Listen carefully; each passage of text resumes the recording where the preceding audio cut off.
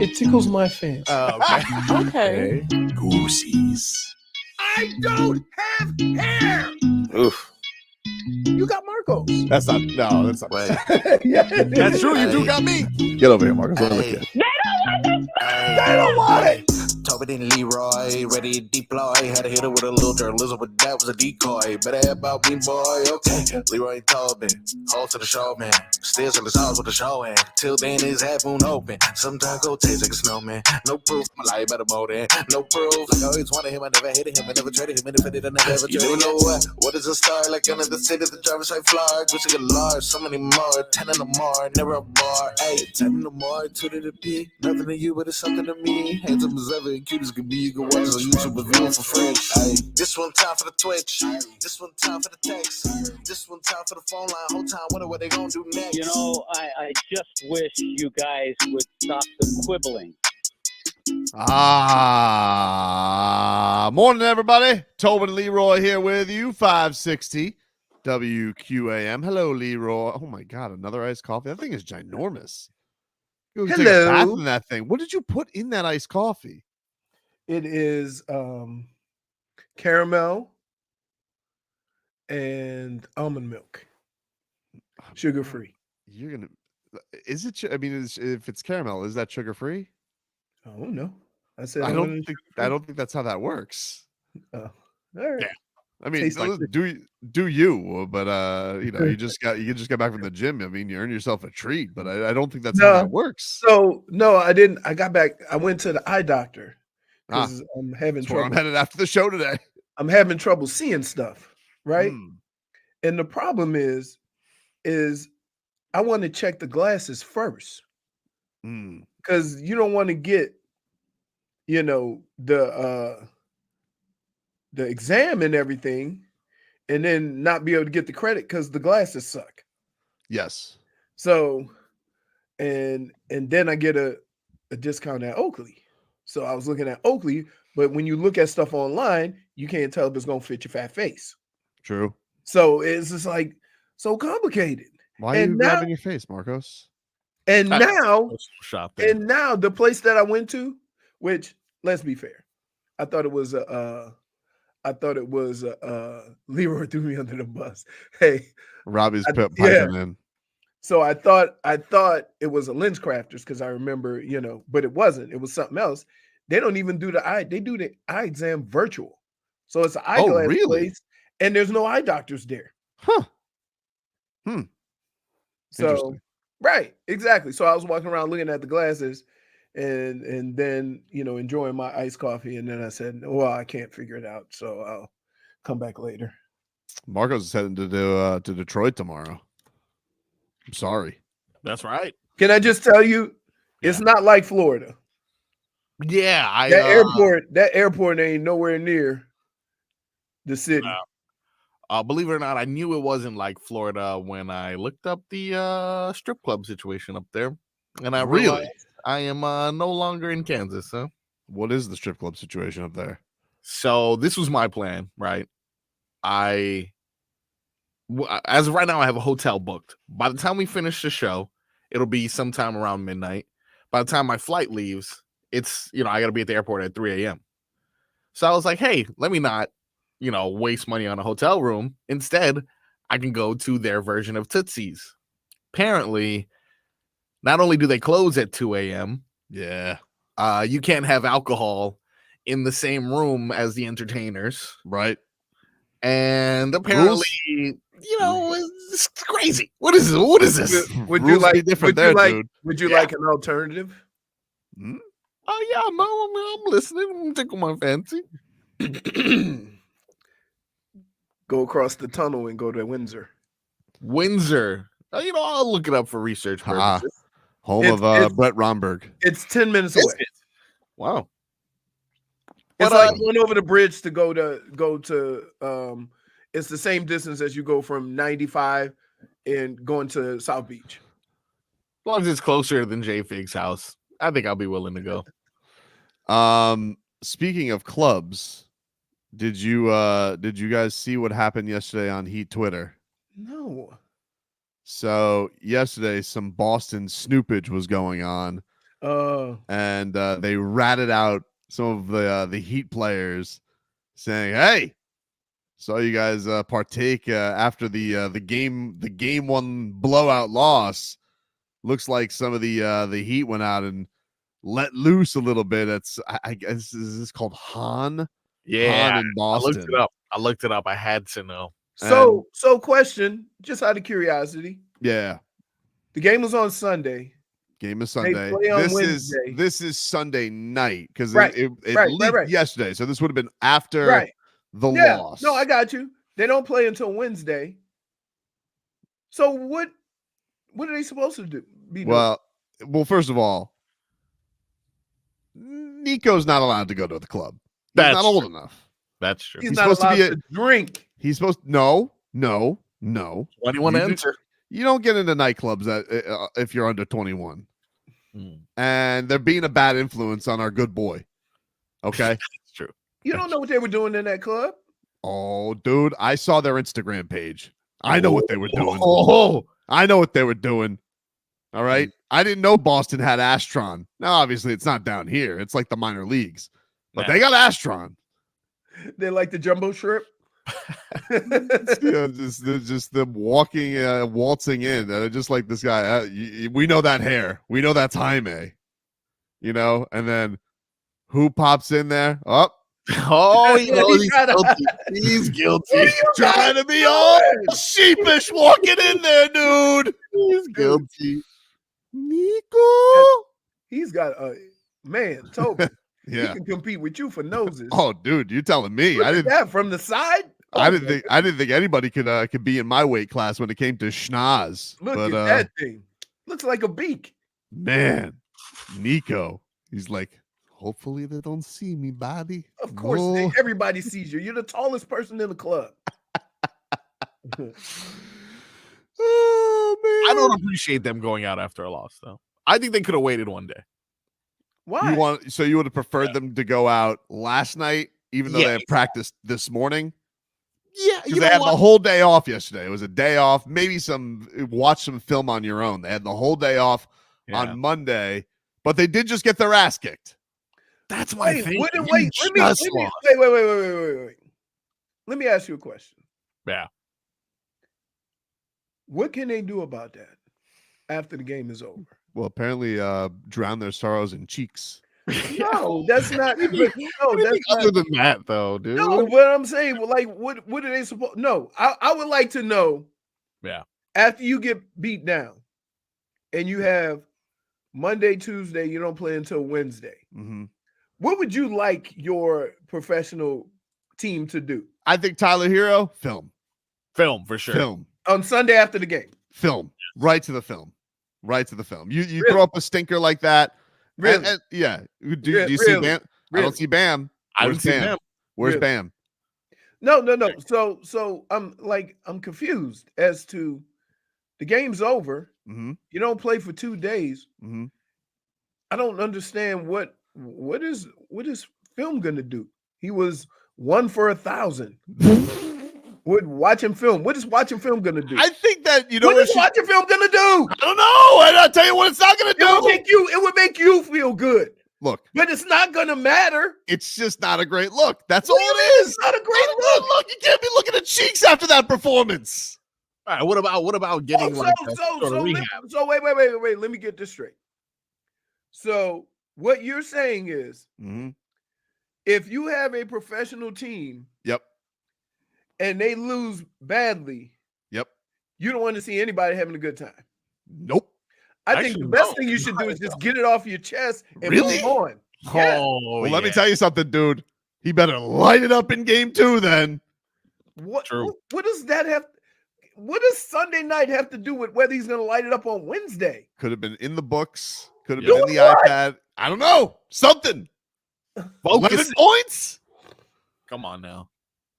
You're taking Nikola Jović out on the town. He's not even legally allowed to do that. You sound ridiculous. Do I? You do. Do I? You do. Look at these guys waltzing on in like they didn't know what just happened. Like they didn't just get housered. And there he is. Beep. Caught you. Why you stop on him? Because he's not supposed to be there. What about Jaime? Can Jaime go out? Because he played well. Jaime can go out. Oh, so that's what we're doing. Depending on how you play determines whether you can go out. Well, no. Nico legally can't go out. He's not supposed to be there. Okay. Mama Jović is not going to be happy. No, he legally can't drink. No. Most clubs are 21 and older. That's because of the alcohol. Yes. If he's not drinking, he's fine. What do you think happened? I mean, he's hiding like he about to go get himself a knife. Look at him. He's a baby. So anyway, like, stop it with that. One has nothing to do with the other. Nico, is your mother. What were you doing at Han? Oh, Mama, just team activities, blowing off steam. Oh, you guys blew all right. Right off the court. Hauser, Kristaps Porzingis. They blew you all right. Out of the water. I think if people think that, right, you're actually being ridiculous. First of all, it's a series. Get that out of your system as quick as possible. Reboot. Go back at it on Wednesday. Mm-hmm. Hey, does the nightclub still stamp underage people? Oh man, is it like the strip clubs? You got to wear the T-shirt. The orange. 21. I'm underage. Oh, so great. I don't understand. That don't stop them from asking to get a lap dance, though. Definitely does not. Right. Money's money for sure, but it's just hilarious. It's just humiliating, is what it's it is. It's not humiliating. Who cares? D-Sizzle says Jović ordered the chocolate milk. Somebody else said he ordered a Shirley Temple. I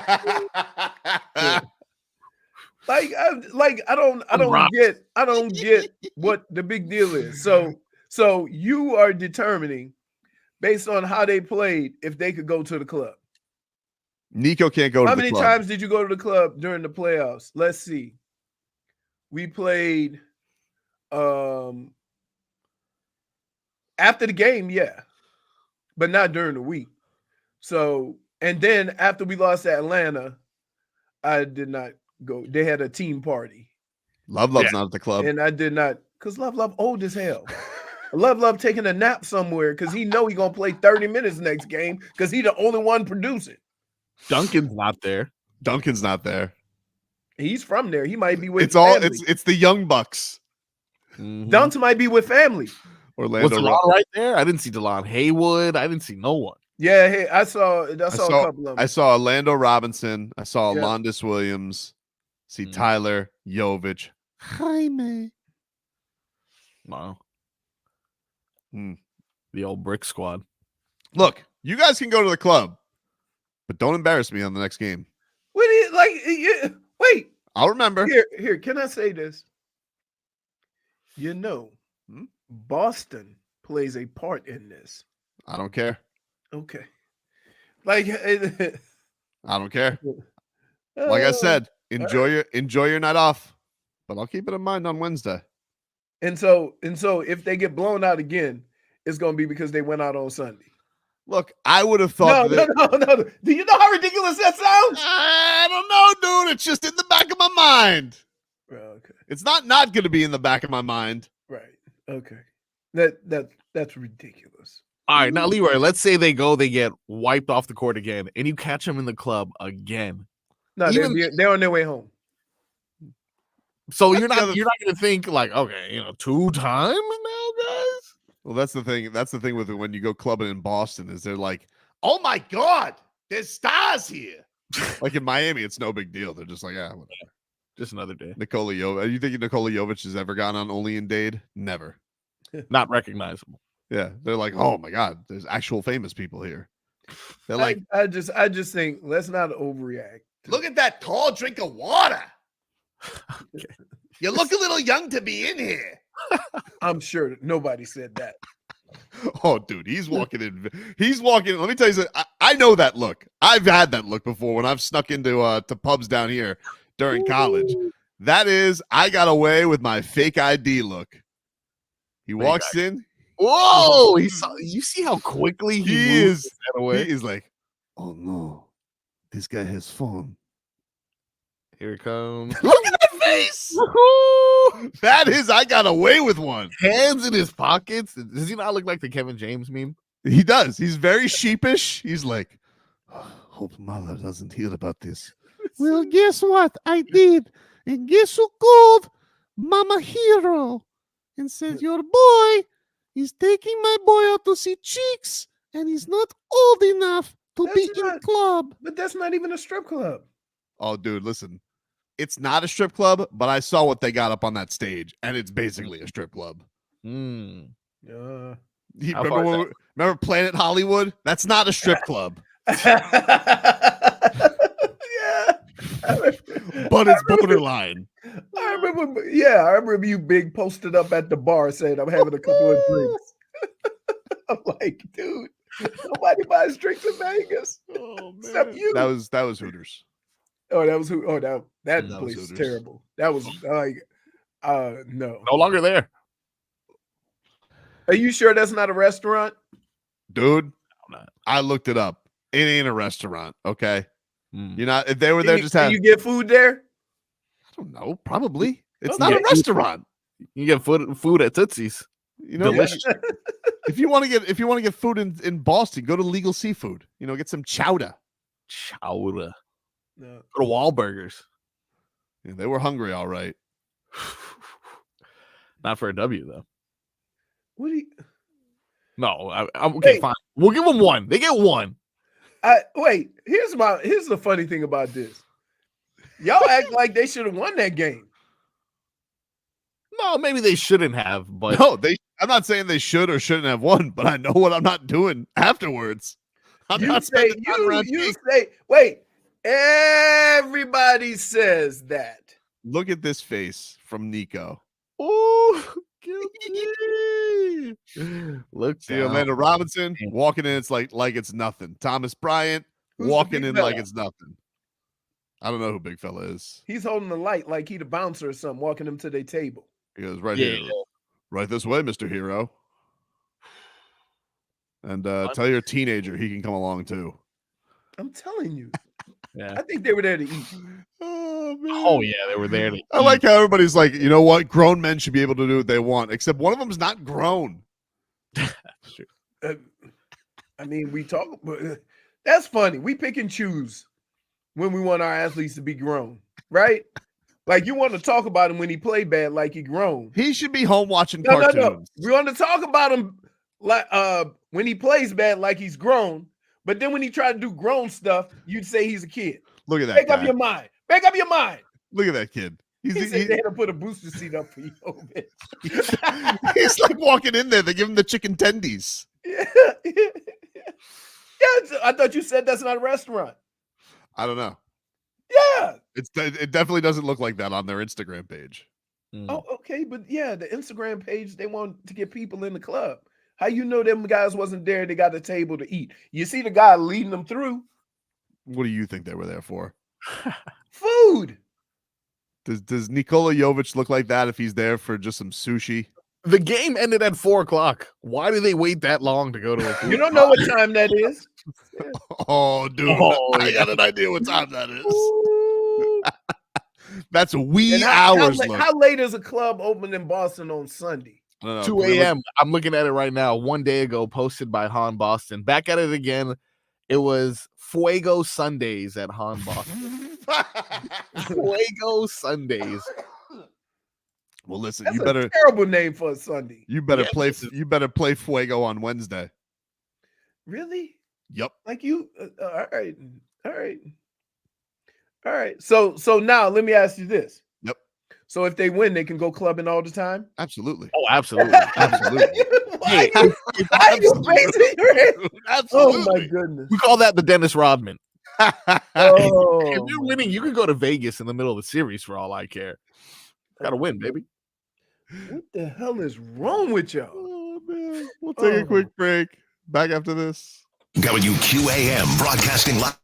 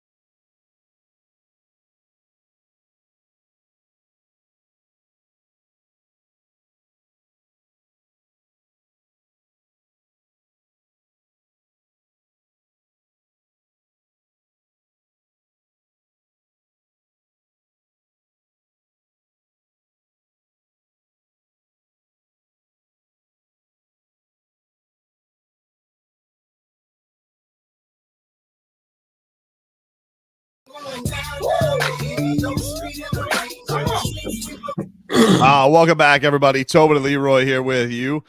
Headlines brought to you by the new Palmetto Ford Truck Supercenter. Why buy a truck at a car store? Palmetto Ford. We know trucks. Panthers back in action tonight against the Lightning. Game 2. Puck drops, 7 o'clock. You can hear that game right here, 560 WQAM. My fancy is tickled. 7:30 puck drop. 7:30 puck drop tonight. David Dwork will join us in the 12 o'clock hour. We will talk a little Cats with our boy David Dwork, and we'll talk a little NBA coming up later on today with our Audacy NBA insider Danny Green. Danny Green stopping by the show today. Incredible update sent by our intrepid producer JFig. We have learned from Fuego Sundays on Han in Boston, where the Miami Heat were partying after getting their asses kicked. Look at the club sign here, Leroy, that they bring. Get that they bring out when they come into the club. They have little messages. You ever see these? They put the little messages now at the club. The people love them. No. Like when they bring out the bottle and stuff. Yes. Like this.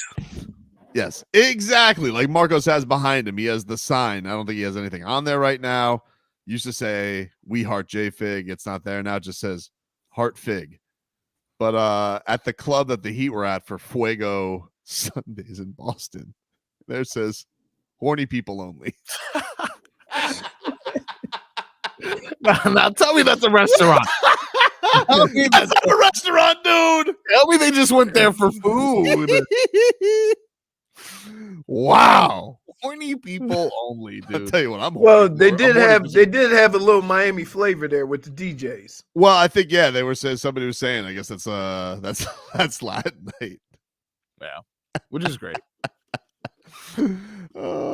Dave South says you guys are David Dwork on the first segment. Listen, hey man, you can you cannot say that's not funny the way Nikola Jović is rolling up into that club looking like he's like guilty as all hell. I guess. I just think it doesn't matter whether they're in that club or not, as far as winning and losing. Oh my goodness. Schmeathan says I see that sign all the time at Bonefish Grill. Oh yeah, for the Bang Bang Shrimp.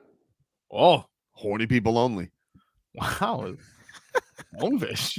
Somebody said, "Is that Scary Terry holding the sign?" Now we got to go back. Go back. Oh, more investigation. His neck looked great. Oh my god, that's too funny, man. Yeah, I don't know. I just don't like it. It's not good for. They are an Asian themed club with a Spanish themed night. Right, it's Latino night. You gotta, gotta do what you gotta do. Oh man, the guys must have really missed Miami if they had to go find Latino night in Boston. I'm like, boys, really missing home, even though we were just there a day ago. Also, not the best home record. You guys need to go to Han. Yeah, it's what do we call that, O'Keefe? Yeah, it's Latino night. You go there, you have a great time. They do the salsa. Were any of the other losing teams caught in the club? No. But I gotta tell you, LeBron might want to go to the club because he was pissed after yesterday's game. Angry, dude. Wow. Yeah. I saw the game. Like, I don't know how long into it, but they had some opportunities to win following that call that he was disputing. Oh yeah, it was in the third quarter where they hit D'Lo right in the face. Yeah, so what are we even talking about here, dude? You lost a 20-point lead. You're gonna blame it on I tell you one thing. Tough day for Anthony Davis, who was whining and crying about not being the defensive player of the year because Joker took that dude right down to the post, bumped him for an and one, and then Jamal Murray right at him, jumper, fadeaway, game winner. That's not tough. You know, there is only one other player that I won't accept him using the moniker, but Jamal Murray takes it to another level in the playoffs. I can definitely say that for sure. I know. He's really good. It's really unfortunate. Every time in that game 3 last year where I was like, Miami, here we go. Jamal Murray, big 3 just to shut everybody the hell up. Crazy. It's amazing because you remember 2 years ago, he got hurt. Yep. And we didn't make that big of a deal about it. And now the last 2 years, incredible. And he was incredible in the bubble too. He was incredible in the bubble too. And the thing that's crazy about it, like LeBron's beside himself last night with the replay center, but I think really what he is just like the 10 straight losses to the Nuggets. They can't beat that team. They can't beat them. No matter what they do. They can't beat them. And they had a 20-point lead yesterday. Yeah, that's disheartening. Honestly, that's the kind of thing that ends a series. If you can go up 20 against a team that you feel you can't get over the hump on and they still beat you, that's going to linger for a couple games. It definitely stings. We'll hear a little bit from LeBron and Anthony Davis coming on up. Take a break. Horny people only right here on Tobin and Leroy. Back after this. I don't like that. This hour of Tobin and Leroy is sponsored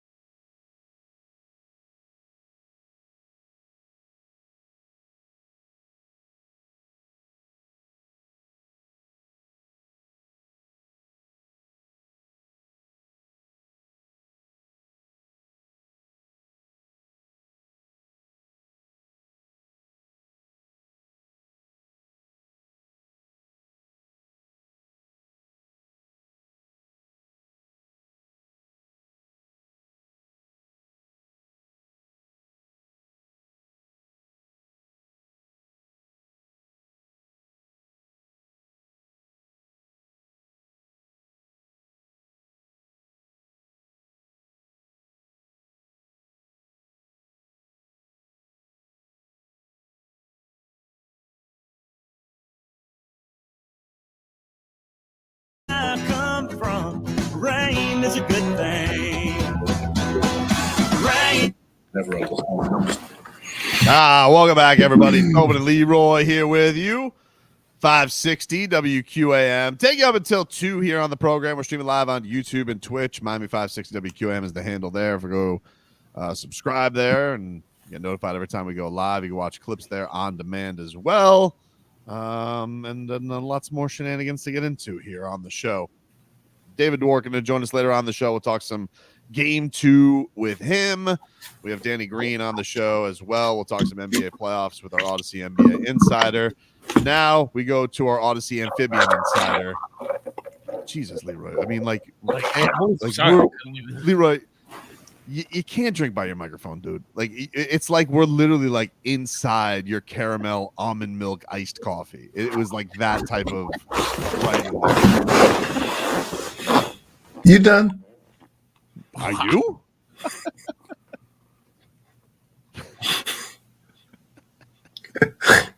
You're lashing out this morning. I don't know why. Out, dude. You are, dude. Marcos, get me a playback of that sound for next segment so he can understand how loud that was. But first, let's mix it on up, dude.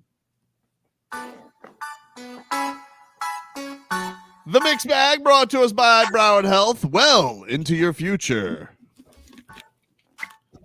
Leroy. What's up? And Tobin. I know he saw it already. Were you able to catch any basketball yesterday, good sir? A little bit. I watched the Knicks. Oof. Like, that game ended almost as bad as the Lakers game. Philadelphia was they thought they were going back 1-1, up 5, 40 seconds left. Even their broadcast was like ready to I think they were teasing the post. We're going back with home court advantage. Oops. Yeah, that did not go I kept well. thinking about was, get those yellow ropes out of here. That didn't go well for them, and the same thing could be said for the Lakers, who gave up a 20-point lead late. Jamal Murray ended on a buzzer beater, and who was sticking him? None other than whiny baby defensive player of the year candidate, Anthony Davis. He answers what happened on that last play there and why he's such a bum. To kind of piggyback off that one, can you take us through that last play and just what happened and what unfolded? What was, I don't know if you were screened or what happened on that last play. Jamal Murray made a shot. Wow. Frosty. Woo! Man, that's what 10 straight will do to you. That is rough. Sometimes nothing you can do, man. Sometimes a guy just makes a shot. Oh, man. Just a giant lurch, just lurching back behind the curtain, too. Like, after that happens, he gets up off the stage and just goes behind that little pavilion. What happened, Jamal Murray? Man? Do you know Jamal Murray said that Anthony Davis was so big, he couldn't even see that he made the shot. He's like, I just knew because everybody was happy, but he never saw the shot go in. Yeah, he's a giant. He's a giant. That's great. We got some more from that game, actually. A lot of angry Lakers following this loss. This is LeBron. He's absolutely furious with the replay center. This is probably the angriest I've ever seen LeBron in postgame. I mean, I've seen him do some snippy things. Remember when he had the pantsuit shorts or whatever? The suit shorts? Great. Yeah, grabs the briefcase and just leaves. Yeah, exactly. But not gonna lie, this is probably the angriest I have seen King James. This is what he had to say. I don't understand what's going on in the replay center, to be honest. I said it. I think I said it this year or last year, whatever. D'Lo clearly gets hit in the face on the drive. What the do we have a replay center if it's going to go? It doesn't make sense to me. It makes no sense to me. It bothers me. Sorry I didn't answer your question, but that is like.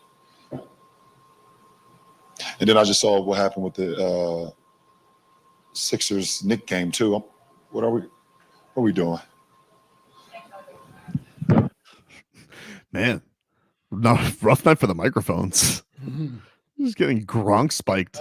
I would imagine that it's got to be frustrating. You know what I mean? Like, And like I look at stuff and answer questions like this. Who cares? We lost. Goodbye. Like, they ain't gonna. What do you want them to do? We made a mistake. Go like, sorry, we messed up there. Well, he's bringing up the replay. Like, nobody even asked him about the replay though. Like, I know, but he makes a fair point. Like, if you can replay it 7 times in the arena and see he got hit in the face, then going to the center, like we already know for lashing out. Right, we already know he got hit in the face.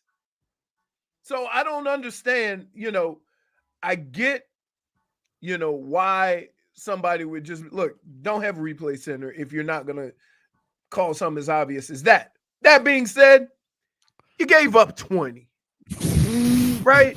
You were up 20.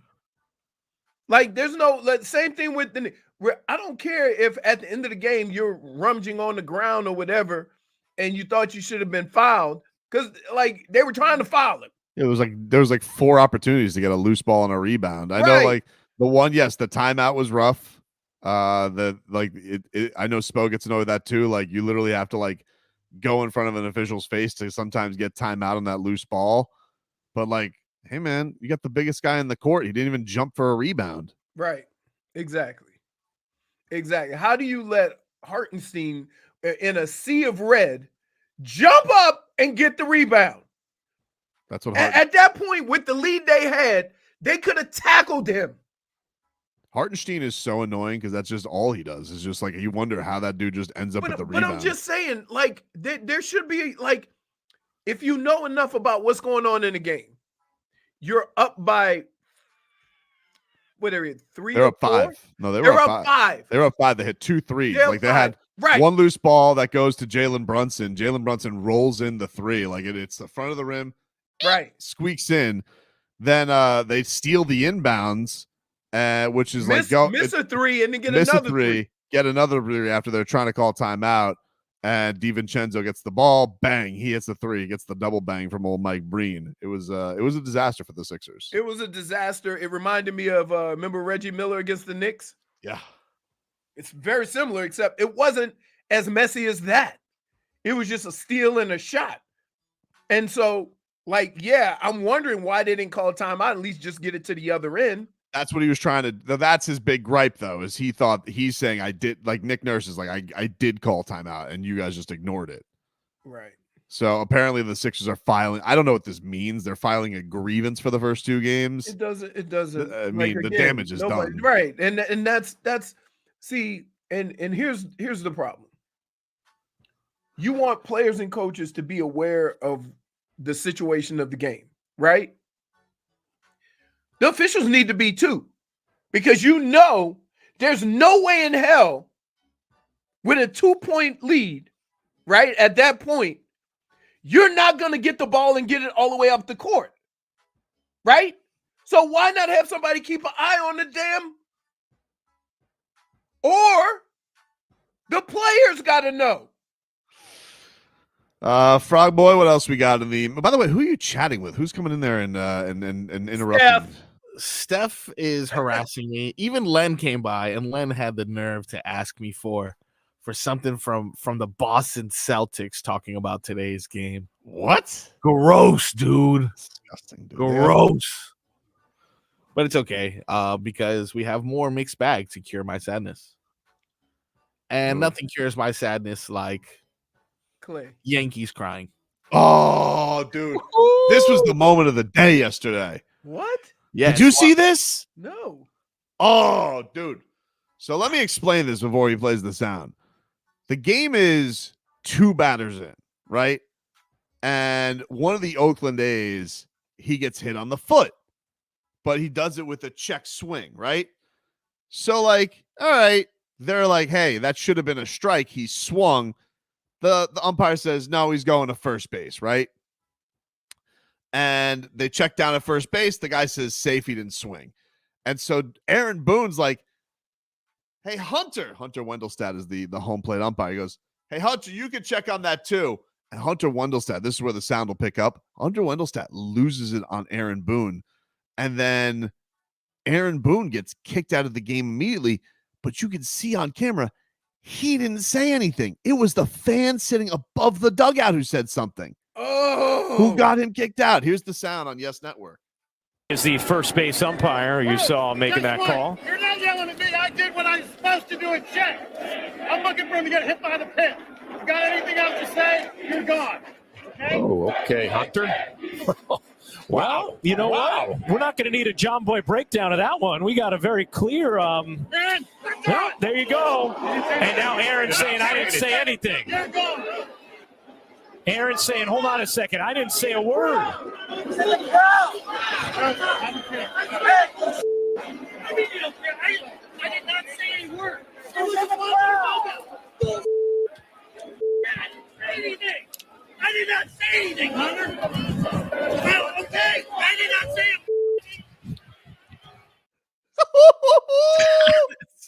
That got intense very quickly. So wow. I'm curious as to must not have been a lot of people there if he could hear the fans. There wasn't a ton of people. I don't know if it was a doubleheader. I don't know why the game was happening at that point. But So now here. Let me say this. We talk about players being sensitive. Okay? That guy, he got to be suspended. Right? I would think so, especially when it wasn't Aaron Boone and he already went off. You see what I'm saying? So now the first comments came from Aaron Boone. The first comments you hear on that clip are the umpire. He goes, No. I checked. All right, Aaron, enough. He says enough. No, but did Aaron say something before that? Aaron just said, you could check too, Hunter. You could see, like on the break. So like the guy gets hit in the foot, but he does it with a half swing. They award him first base because they check down to first base, and the guy says, no swing. And Aaron Boone's a little annoyed, and he goes, hey, Hunter, you could check too. And so that when you hear him, he goes, that's enough. All right, I checked. I was checking to see if he got hit. He's like, all right, take it easy, man. And then as soon as the warm-up starts happening, the fan is chirping. And the fan, I actually watched the John Boy breakdown of this. The fan, all he says is, come on, home plate. And he goes, that's it, Aaron, you're done. He goes, I didn't say anything. What? Oh my goodness. So yeah, he's definitely got to, something got to happen, right? Because if we're going to get on players and coaches for being sensitive like that, then the ump, you better be damn sure if all he says, come on, home plate, right? You better be damn sure it came from the right mouth before you start kicking people out. Well, the funny thing is, too, because he was like, he said in his post game, because he tells a pool reporter, he's like, I've never thrown a fan out or blamed anybody for what a fan has said. Aaron Boone's the manager. Even if he didn't say anything, he's like, if somebody in the dugout said it, he goes, then he's responsible. But nobody in the dugout said it. We all have eyes. Oh my goodness. Oh yeah, he's got and then wait, didn't he double down? Yes. Oh, these streets need a body. He hey, he needs some time to think about what he's done. Man. Right? You can't beat it. Wait. Aren't the officials, the umpires, the refs, whatever, aren't they supposed to be the voices of reason? Aren't they supposed to be the guys to keep everybody calm? He was the hottest head out there. You can't have your umpire being the hottest head on the baseball field. You can't. He said, quote, apparently what he said was there was a fan right above the dugout. This isn't my first ejection. In the entirety of my career, I've never ejected a player or manager for something a fan had said. I understand that's going to be part of the story or something. That's because of what Aaron is portraying. I heard something come from the far end of the dugout. Had nothing to do with his area, but he's the manager, so he had to go. So he's just completely making it up. Right. He's just like, oh, even with no, video dude. evidence, even with pictures of the fan yelling, he's still, well, because now he's got to stick to his guns. Crazy, dude. So that's the guy right there, right? That's the guy. That's the guy right there. And he is right at the end of the dugout. No, he is. Yeah, he's right by Aaron Boone. He's right by Aaron Boone. Crazy. Man. You might want to eat a couple of salads too, big fella. You fat shaming the umpire, or you fat shaming the fan? The umpire. Look at him. Wow. His hands look tiny in that big ass suit. That is a big blazer. Right. But doesn't you he know they got have, pads on? They got pads underneath as it. I say, he has like a bulletproof vest. But what does he have on? Full football padding? Because his legs looking thick too. Okay. Oh, look at that. I don't imagine a man named Hunter Wendelstad to be a thin man. Let me see. I gotta Google this now. But that's great. Wait. So what's his name? Does he not? At some point, he got to come out and apologize, right? No. Yeah, when he made his post game, declaration that it didn't matter, he still hadn't reviewed the video evidence. I really feel like he should review the video evidence before he was ready.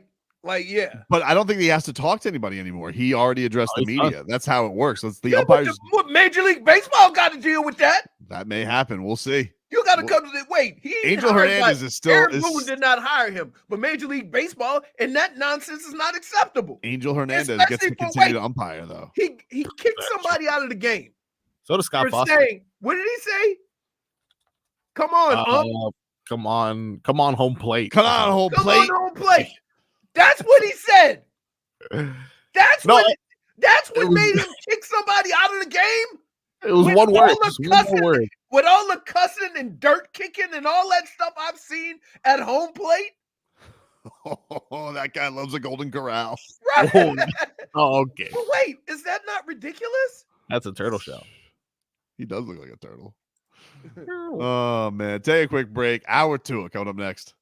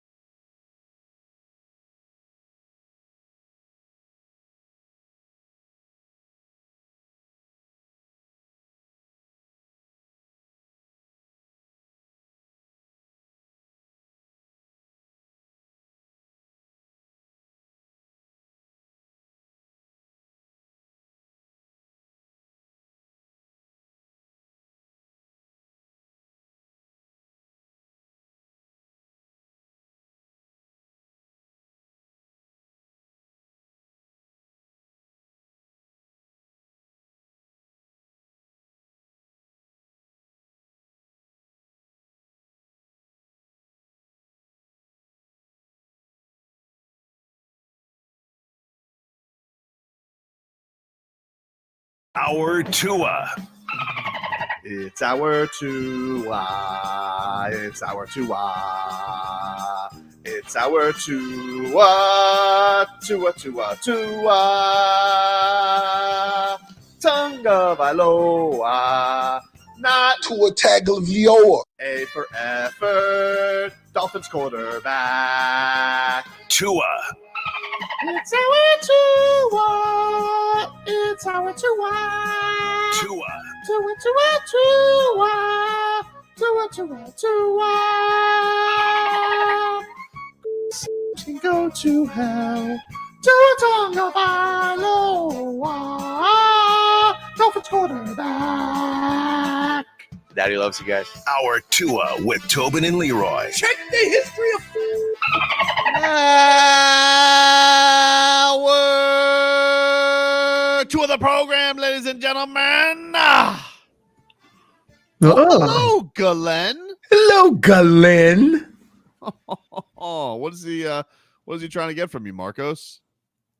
Yeah, Mark. I'm just looking over Marcos's shoulder because I've been very disappointed with his performance of late. Understood. So, he's got about 15 minutes to improve. If not, I'm going to be producing on this end. Wow. Oh, I'll mess it up, Frog Boy. Doing my best, sir. there's no way Lynn could do this show. He's technologically savvy. Hey, back in the day, I used to. I was good at it. I don't mean running the board. We know you can run the board. We mean the show. The show, like how? As soon as we talked about the first segment, we're breaking down the heat in the club. He would have been like, "All right, enough of this nonsense." Clear, I have no control over this show, so it's totally fine. Let's get to our headlines brought to you by the new Palmetto Ford Truck Super Center. Why buy a truck at a car store? Palmetto Ford. We know trucks. I tell you what, if the Heat lose Wednesday, I'm going to black truck. Dude, it is exciting times around these parts. It's exciting times. You want to know why, Leroy? Because you're getting your eyes fixed? Oh, that I can't wait for. No, it's draft season, baby. We got the draft coming up on Thursday. Hey, I've been hearing like, and remember what I told you earlier about the draft, right? Sometimes you go into a draft having like 3 set players that you think will be available at your pick. Mm-hmm. But then a lot of other players go way up in the draft or maybe overdrafted, right? And then a player falls to you. So you really don't know like who you could end up with because there's not as many offensive linemen. But if one of these teams reach and take a quarterback, then an offensive lineman might fall to you. Yeah, the quarterback thing's very fascinating because it's like how many are going to get taken, and what is that going to mean for how it puts everybody down? And I would say, like I said, most mock drafts I feel like have had the Dolphins in the trenches. It's either offensive or defensive line. That's I would say probably like 7 out of 10 mock drafts have had that for the Dolphins. Yes, that you check out, But yesterday, well, little interesting note came out. So out of 7 of the 10, you're going to the 3, and you're gonna get it. What is wrong with you? Piques my interest. Of course, piques my interest because it's not what the 7 out of 10 say. So you're the one person that chews the gum that says it's terrible. I mean, look, I'm going to tell you, be honest with you, right? There's very few things I'm not going to buy into if the Dolphins draft. I told you the one thing I don't want is them trading out of the first round. I'm even fine with them trading back, just not out. I want something on Thursday night. You can't have me go to the restaurant and then all of a sudden say, "Sorry, sir, we're booked." Like, I need something. Like Lynn. I don't know. I just imagine you ever have like a disappointing host who's just like, "Sorry, sir, we're booked." Me. I just don't want, even if you trade back to like 28, fine. Just first round pick. I don't care. I need some action. We haven't had a first round pick in years. Right. But this intrigues me, Marcos. All right. See this Albert Breer, who I'm not a huge fan of, by the way, but this Albert Breer of Sports Illustrated. So he did his mock draft, but it was like a mock draft of things he's been hearing around each team, right? This is what he writes. One name I've heard circled for Miami from other teams is Texas wide receiver Xavier Worthy, who would add even more speed to the offense and perhaps give the team an off-ramp with Tyreek Hill over the next year or two.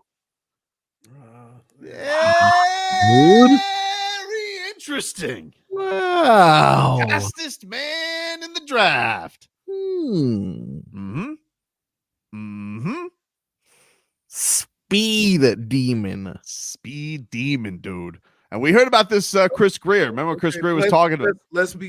Hold on. Let me caution you a little bit for this, okay? One of the things that makes Tyreek Hill so special is that he not only is fast as hell, but he can catch. A combination that doesn't usually go with each other. Okay?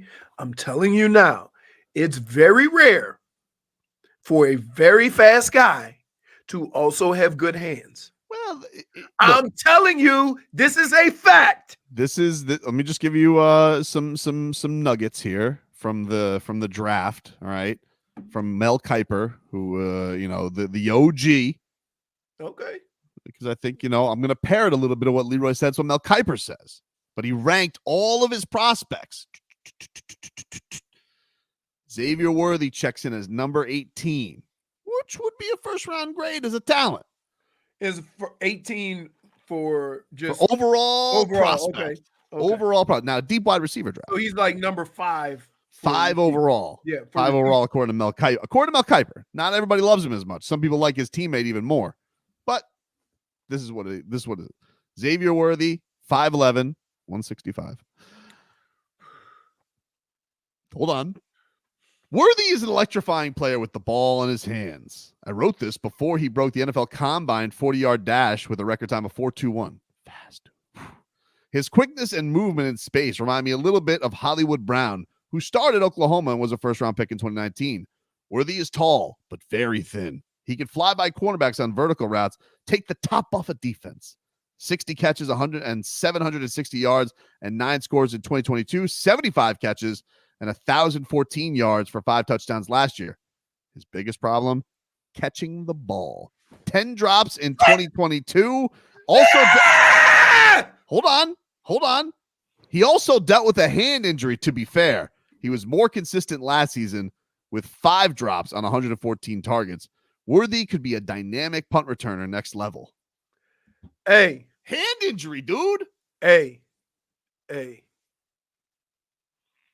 I'm just telling you, we've had a lot of fast guys in the league, and that ball was kicking their ass. So I'm just telling you, don't listen. At no point in time do you ever want he's fast, but catching is a question. The NFL has been littered with those guys. You can ask anybody in the NFL. Guys fast, can't catch. Here's the thing, though. Can't have fast, but can't catch on your tag. He was better last year, and he had a hand injury that one year, And here's the thing, though. Put whatever twist you want on it. I am telling you, it is rare.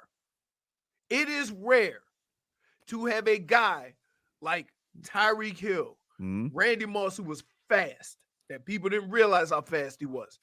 Most of your guys with the excellent hands aren't the fastest. So to have a guy who is lightning fast and can catch is a rare thing. I'm telling you, okay, don't fall for it. Dolphin Kane says Ted Ginn, hands of stone. Oh, I'm telling you, that's a brutal you one. don't have to give me examples. You don't have to give me examples. For 11 camps, I saw this. He says he's Roberto Duran. Right? I've seen this. Dude, I can't look. Track guy, lightning fast, yes. Dr. Boggin says. Here's the other thing. The thing that makes Tyreek Hill special is he can run routes all over the field. Right? Sometimes these fast guys can only run go routes, i.e. Ted Ginn. Okay, but counterpoint. Go ahead, counterpoint. Go ahead. Oh, are we doing If this? he comes into the Dolphins ecosystem, Cheetah, Waddle, he's going to have two prototypes that he can look at to variate and grow. Wait. Let me ask you a question. There's certain things in football, right, that you can practice, but you're either good at it or you can't, or you're not. Catching the football is one of them. You can catch 1,000 balls on the jugs machine. When people are around, you can't catch it. I'm telling you. Better last year. Oh my goodness, you are a sucker. Here's the thing. There's no. Okay. What part of can't catch? Don't you understand? You can get mad at me. That's fine. I'll take the lickings. But we all watched. Well, you didn't watch Hard Knocks, but I watched Hard Knocks. Marcos watched Hard Knocks. Marcos. Yeah. That Mike McDaniel, when he is calling on the sidelines, all right, he likes his toys, does he not? He does indeed. Like when they when Tyreek Hill goes out of the game, they go to him and he goes, all right, fine. But when he has Tyreek Hill, little pep in his step. Again, now you give him 3 Tyreek Hills. No, you don't have 3 Tyreek Hills. You cheaters, have dude. 1 Tyreek Hill. That's the point. For you to go in the draft and think this guy's going to be Tyreek Hill and he can't catch, is shame on you. Why? Because he can't catch. 3 cheaters are better than 1. Wait. Hold on. Marcos, I'm not even talking to you. I am blocking you. I'm blocking you. I'm talking just to you, Marcos. Oh, okay, cool. What is the number 1 requirement of a wide receiver? Catch the ball. Thank you. You're welcome. The second one. Oh, run fast. Yeah, dude. There you go. Okay. Is Larry Fitzgerald a Hall of Famer? He is a Hall of Famer, yes. Is Chris Carter a Hall of Famer? Yeah. Okay. Took him a few tries. Marvin Harrison a Hall of Famer? Indeed. Okay. Guys that were not known as burners, but caught a bunch of passes. We have 2 burners who can catch, though. In fact, why did DJ Metcalf go in the second round? Hands of stone. He looks great, though. He only runs go routes. Doesn't matter. He's a great receiver. You wouldn't take DK Metcalf tomorrow? Dude, no. What? We got one of those. He's a moose. No, he's he's also very fast. He's very fast. Yes. But I'm just telling you, your football thought process is off. I'm following the coach. As your boy, I am here to help you. Okay? Stop overlooking the primary responsibility of said position because he's fast. I don't want to draft a center. I want somebody fun. Okay. Wait. Aren't you the guy that basically trashed all of the O-line and now you mad that they may draft the offensive lineman? If I ever see Eichenberg snap again. There you go. So what if they draft somebody who's better than Eichenberg? They should announce it like that. They should go doon doon doon doon doon doon. With the 21st pick, the Miami Dolphins draft better than Eichenberg. It would make me feel better. Wait, no. Listen, stop. You are a sucker. Man. Stop. There's a lot of guys in the NFL who are fast that aren't playing because they can't catch. We gotta take a break. We'll Stop, take a you'll break. be so pissed off if that guy start headbutting the football and have to file assault and battery charges against the football because he can't catch, but he's fast. Take a break. Back after this.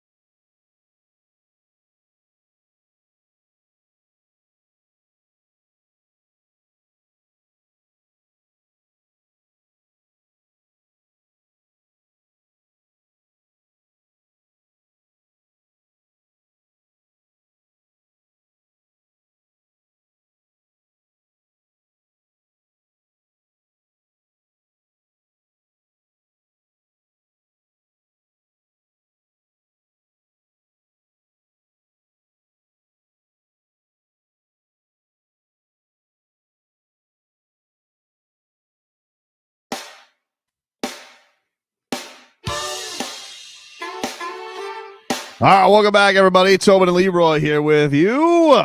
Streaming live on YouTube and Twitch. I've been accused of being Al Davis reincarnated. Yep.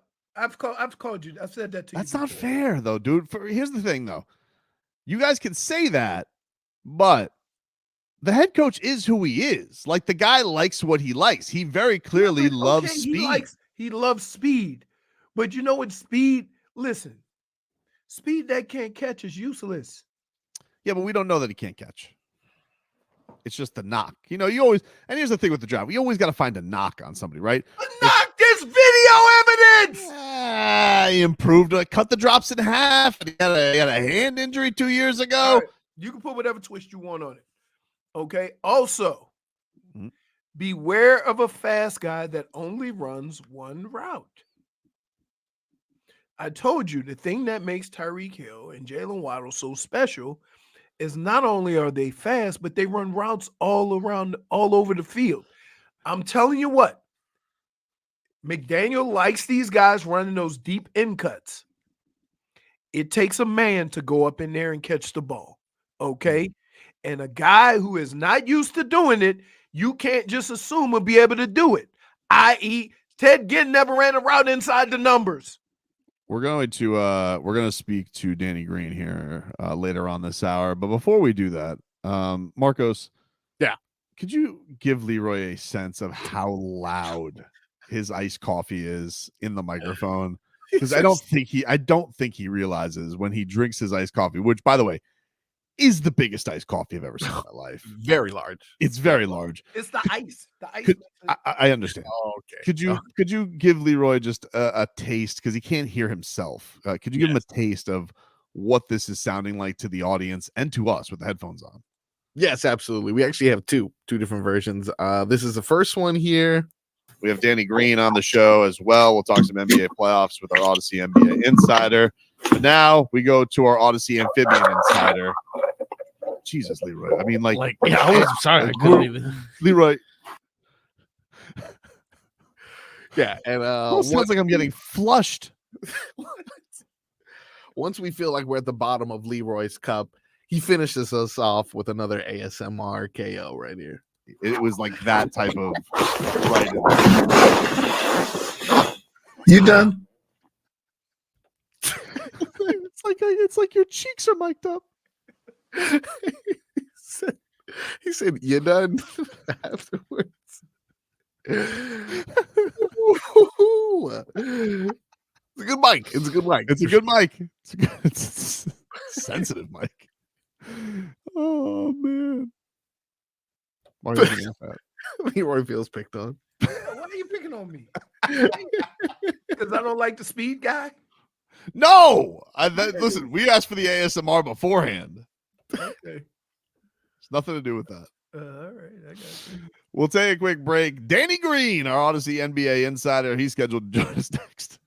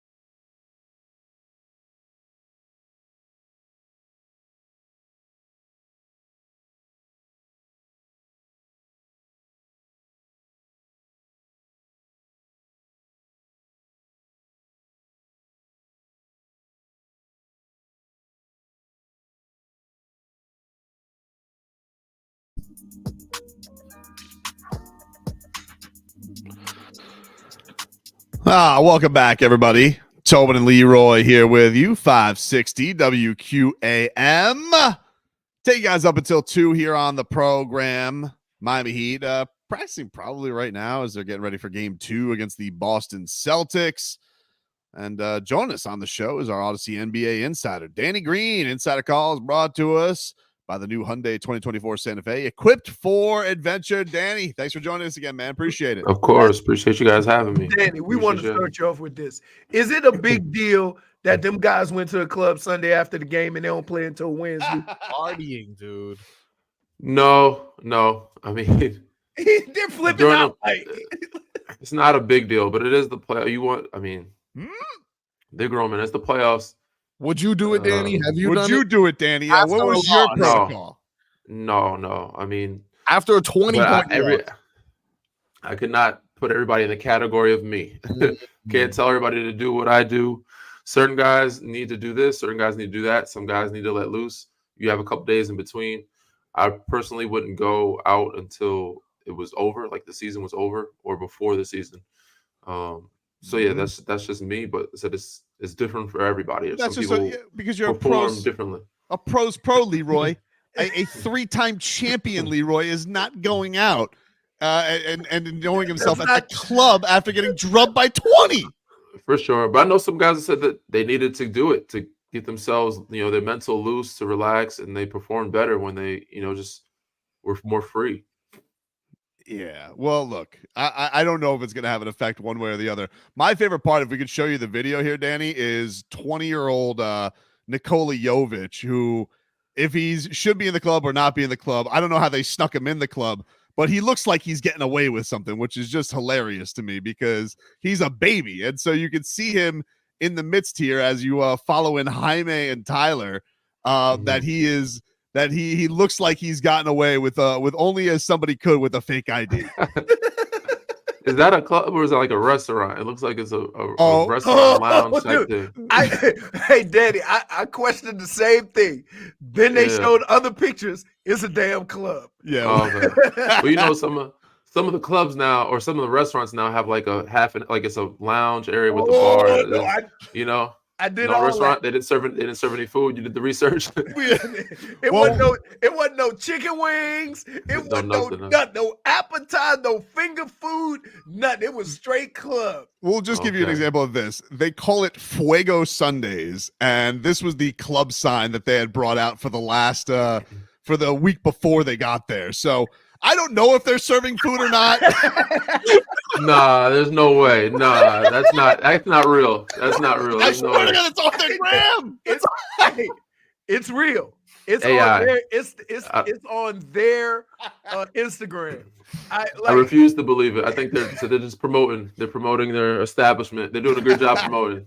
It's great marketing. Great marketing. Genius marketing. So Danny, let me ask you this. So they lose a game where they look just not very good and they can't score, and that's been plaguing them all year.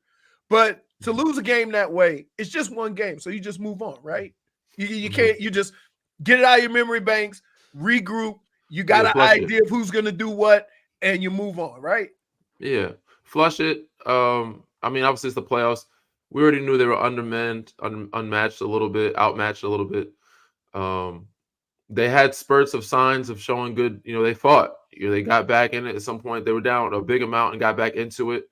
Once they got back, they made it a closer game where it made, they couldn't put in their subs early, right. So that's good things to take away. And ultimately, the playoffs is about finding weaknesses, finding people with rhythm, letting some guys see who can get hot.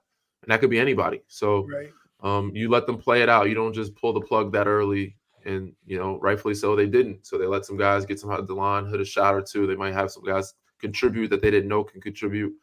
But they showed glimpses of what they could be and what kind of fight they could be. So I expect, they had a little team bonding, whatever it is, to get their minds clear, flush it, not think about it too much. You have a couple days in between. And now you get back to the drawing board, get back to work. Now you lock in and be intense. And that means scrap, dog fight. Do what you got to do.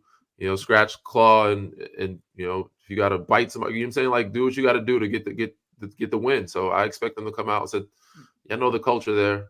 They don't take things lightly. But here's the biggest question that I have. The guy that seems to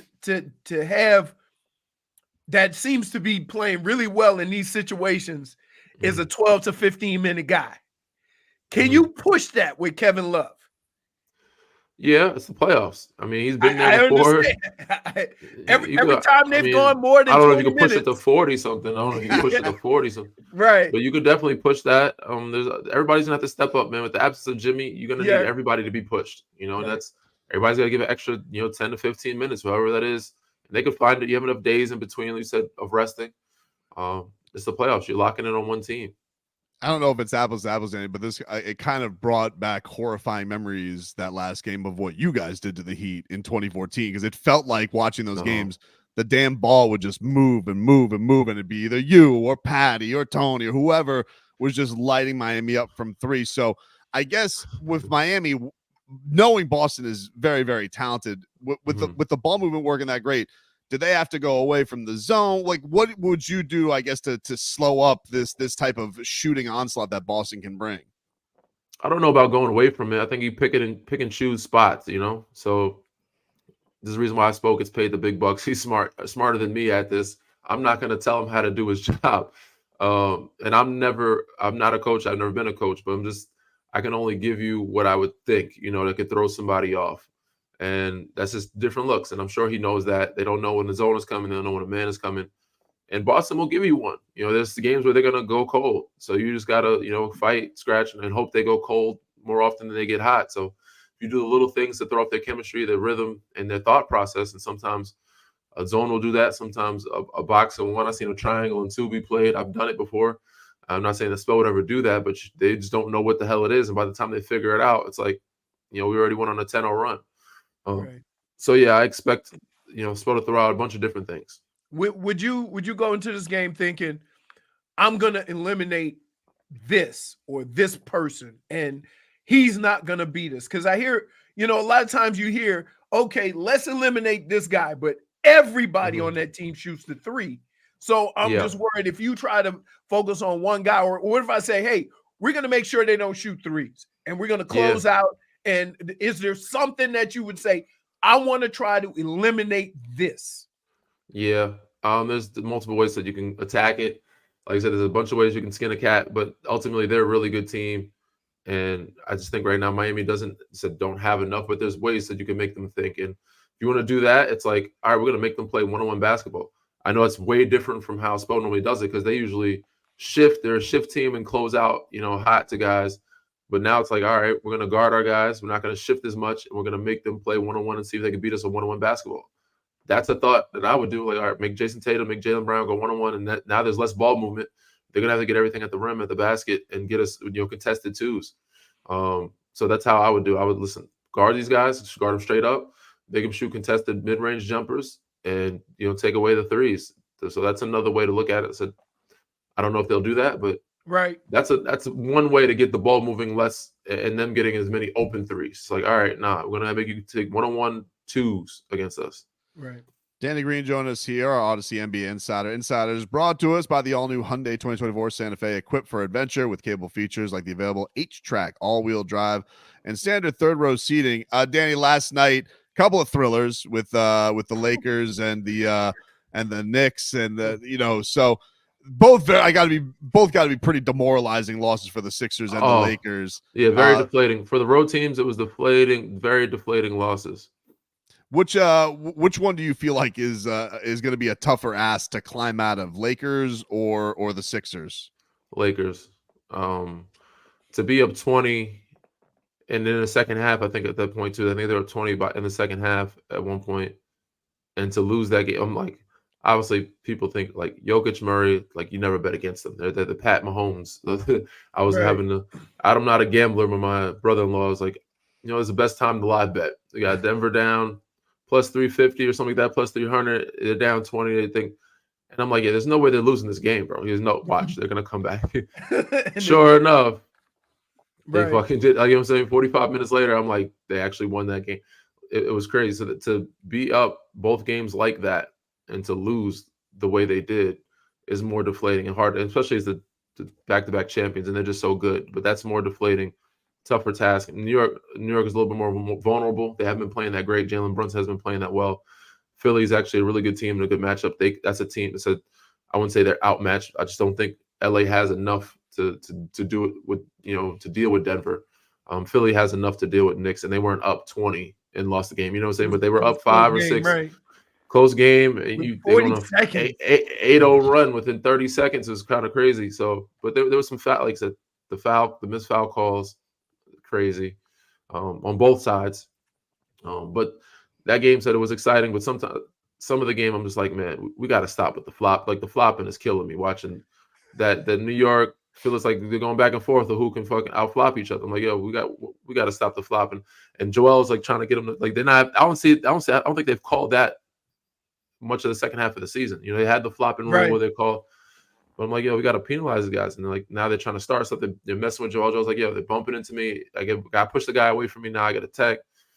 But the antics are getting a little out of hand. But it is such fun basketball. And I think that might have hurt the game at the end because there was so many flops during the game that they might not want to call it. They swallowed their whistle. But Philly can climb out. I think Philly can climb out and make it an even series at home.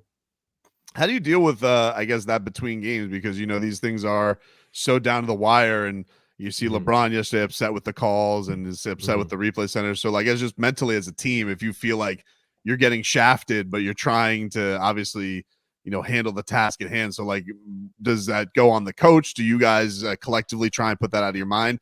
How do you deal with it when you feel like maybe the refs aren't necessarily on your side? Yeah, it's tough, man, because some things you just can't bounce back from, mentally.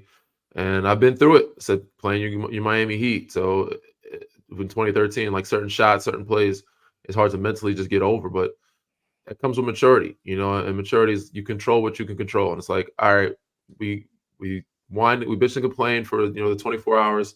Know we can do about it now. Let's go. We got to go out and win some basketball. We got to figure out a way to win. We got. There's still a lot of basketball left. There's still a lot of games left. We can still turn this thing around. It's not 3-0. It's not 3-1. It's 2-0. And a lot of teams have come back from down 0-2. So take some maturity and some mental toughness, and your vets in your locker room to do that, and the coaching staff. Coach staff is a big part of that. But the Lakers have the pieces to do it. So does Philly. There's a lot of veteranship there. They're not young teams. So both these groups have enough to mentally let it go. Danny Green, we always appreciate the time, man. Thank you so much. Danny. Appreciate you guys, man. Right. See you guys next week. There you go. Danny Green, our Audacy NBA insider. Insider calls brought to us by the all-new Hyundai 2024 Santa Fe, equipped for adventure. His face after we showed him the club sign. No, that's not real. That's not real. That's not real. That's not real. That's not real. Oh, man. Also, he's new to this. Should we send him a little message? I mean, look, were we good, Marcos? No. My fingers were getting some exercise. Getting sweaty. Yeah. No, it wasn't getting sweaty. He hit the code red. He hit the code red a couple of times. Yeah. But yeah, got them all. Man. Got them all. And but I tell you, it's funny because like we do this all the time in sports, right? Because remember when the Giants wide receivers came down here and were on the boat on their bye week, and everybody went crazy, right? Like, wait a minute, they ain't practicing. What do you think they should be doing? Right? It's just like, yeah, man. Like sometimes you in your free time, and this is the honest truth, and this is sometimes you can better handle what the task at hand is if you reboot. Get it off your chest. Once we're gonna go out, we're gonna eat, we're gonna have a good time. It's over. Then we're gonna come back tomorrow, next game. And I think a lot of people don't understand that. Like sometimes you got to get away. You can't be football 24/7, right? Because you say, oh, the coaches, they watch film. They just watching film. They ain't getting hit. Appreciate Danny Green for stopping by the show. Take a break. We'll get to our third hour of the program coming up.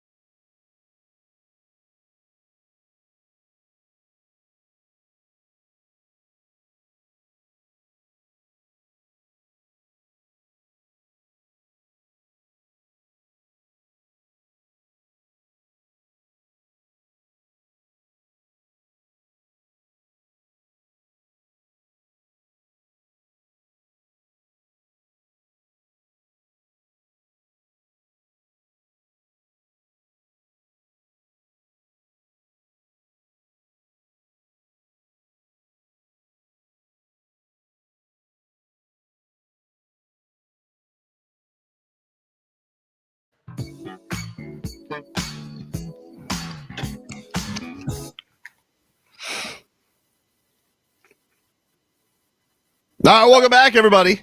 It's Tobin and Leroy here with you, 560 WQAM. Take you up until 2 o'clock. Thank you again to Danny Green for stopping by the show.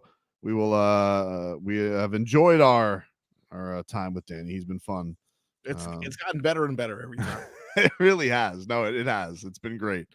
And listen, he has horrified me. He has won multiple championships against the Miami Heat. Yep. But you know what? Maybe this is me maturing.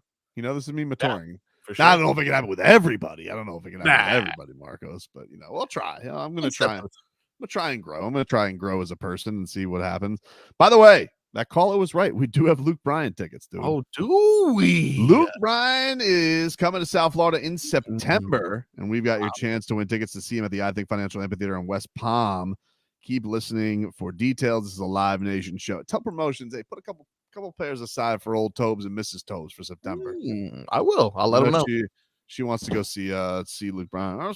Did you guys see Luke Bryan eat it on stage the other day? No, I didn't. Oh, dude. Check it out. He took a big time slip and fall. Like it was like a cartoon banana peel kind of fall. It was classic. It was classic. He's not old necessarily. He's 47, but if I fall at 30, I feel bad. So a fall would take me out at right now at 37. Deadwood for sure. Slipping on a fan's cell phone. He says, "I'm calling my lawyer." Nick T says you're getting soft, Tobes. I can't help it, man. Danny Green was a delight. There are people I won't have on the I'm not gonna get crazy about it. Like I'm not gonna go and I'm not gonna have like a famous New York Nick on the show or something like that. So get at. He's charming. He's a charming guy, Danny Green. I think Danny Green said too. Be like, listen, he wanted me. He's gonna use him right now. He could use some shooting. Use more shooting. Yeah, honestly, really good. But anyway, let's get to our headlines brought to you by the new Palmetto Ford Truck Super Center. Why buy your truck at a car store? Palmetto Ford. We know trucks. Jordo says, did you guys see the Jokić brothers punch a fan last night? Sure did. Oh, I did see Jokić that. Brothers, they need to be stopped, dude. You can't go out here just doing what you want willy-nilly on fans and going ham on them. And these Jokić brothers think they could just do whatever they want because their brother's the best player in the league. And, quite frankly, they must be stopped. He punched that fan. Now, I don't know what that fan said. I don't know if he's a Lakers fan or what. Hey. But I will tell you this. Yeah. It looks like to me these two ladies who are trying, I don't know if that's Jokic's brother's mom or if that's Mrs. Jokić, the Mrs. Joker, but she looks disgusted with her two annoying. If that is Mrs. Joker, she looks quite annoyed with her two members by her two brother-in-laws. The two meatheads. What you say? What you say? Their partners, like for example, one of the Jokić brothers. I don't know. Isn't there a kid? That's a baby. Yeah, that could be baby Joker. Uncle, please stop. No, hit him, please. What did he say? Did he say go Lakers? How do you know they didn't order the code red? I don't know. I just assume they run hot. I assume the way they've reacted to everything of interaction. You don't assume this is what the Jokić brothers do all the time? For the record, he kind of ate that punch. Yeah, he did. He kind of ate that punch, dude. If Devin Haney could take lessons from that guy. Check this out. For sure. Check this out. He ate the punch, but he stopped doing what he was doing. Oh, he also exited. He collected his belongings and exited there. He did eat that punch like a champ. Look, he ate it. He's like, all right, hold on. Let me just pick up my jacket here. And then I'm just gonna go ahead. Excuse me. To be honest with you, if you were to, she's disgusted, idiots. Oh my god, these idiots. He said all the guy said was "Go Lakers." Definitely. Go. What did he say? He actually just asked where the restroom was. I tell you what, though, you see how far away they sitting. You can't even get good tickets. Yeah, what's up with that? They're brothers and they're 20 rows up. When they were in Miami, they were damn near on the floor. Well, I think what happens is normally and Leroy probably knows it, like normally a team for home games have a section. Yeah. Oh, okay. Yeah. Our section for the Vikings was above the entrance where you come out. Oh, okay. Yeah, that makes sense. Uncle Meathead, please stop punching him in face just because he said LeBron is good. Shut up, baby. Pop. Right in kisser. Who's good now? What What are you doing? A New Balance commercial? we got now. Who's got now, huh? Psh. Oh, you say LeBron got? Say Joker got. Gotcha. What is wrong with you? So I had to dude, let me tell you. Can I ask you a question, Tobin? Yeah. Do you follow the theme of your anniversary? Do I follow? No. Oh, I got you. Like 10-year is the Wood anniversary or something like that. Yeah, Wood was so much fun. Oh, so you do What that. did you get? Well, I had to. It's Crystal. What are you up to now? Crystal. You're up to Crystal? Crystal. Yeah. So you have to get a Crystal present? Yeah. Or, hear me out, Crystal Burger. Oh. Dude, They don't have those down here, let me though. tell you something. You ain't gonna make it to 15. if your girl thinks she got forward to looking for a 6-pack of Crystal, hey, look at JFig. Crystal Burger. No, JFig. Crystal meth. Jesus. Wow. Oh, wow. Hey, This baby. so no, I got this little thing, and it took like 8 weeks. So I was very impressed that I ordered it soon enough to get it here. Yeah, for sure. That is impressive. Yeah. Kudos. It finally came in today? No, it came Oh. in like 4 days ago.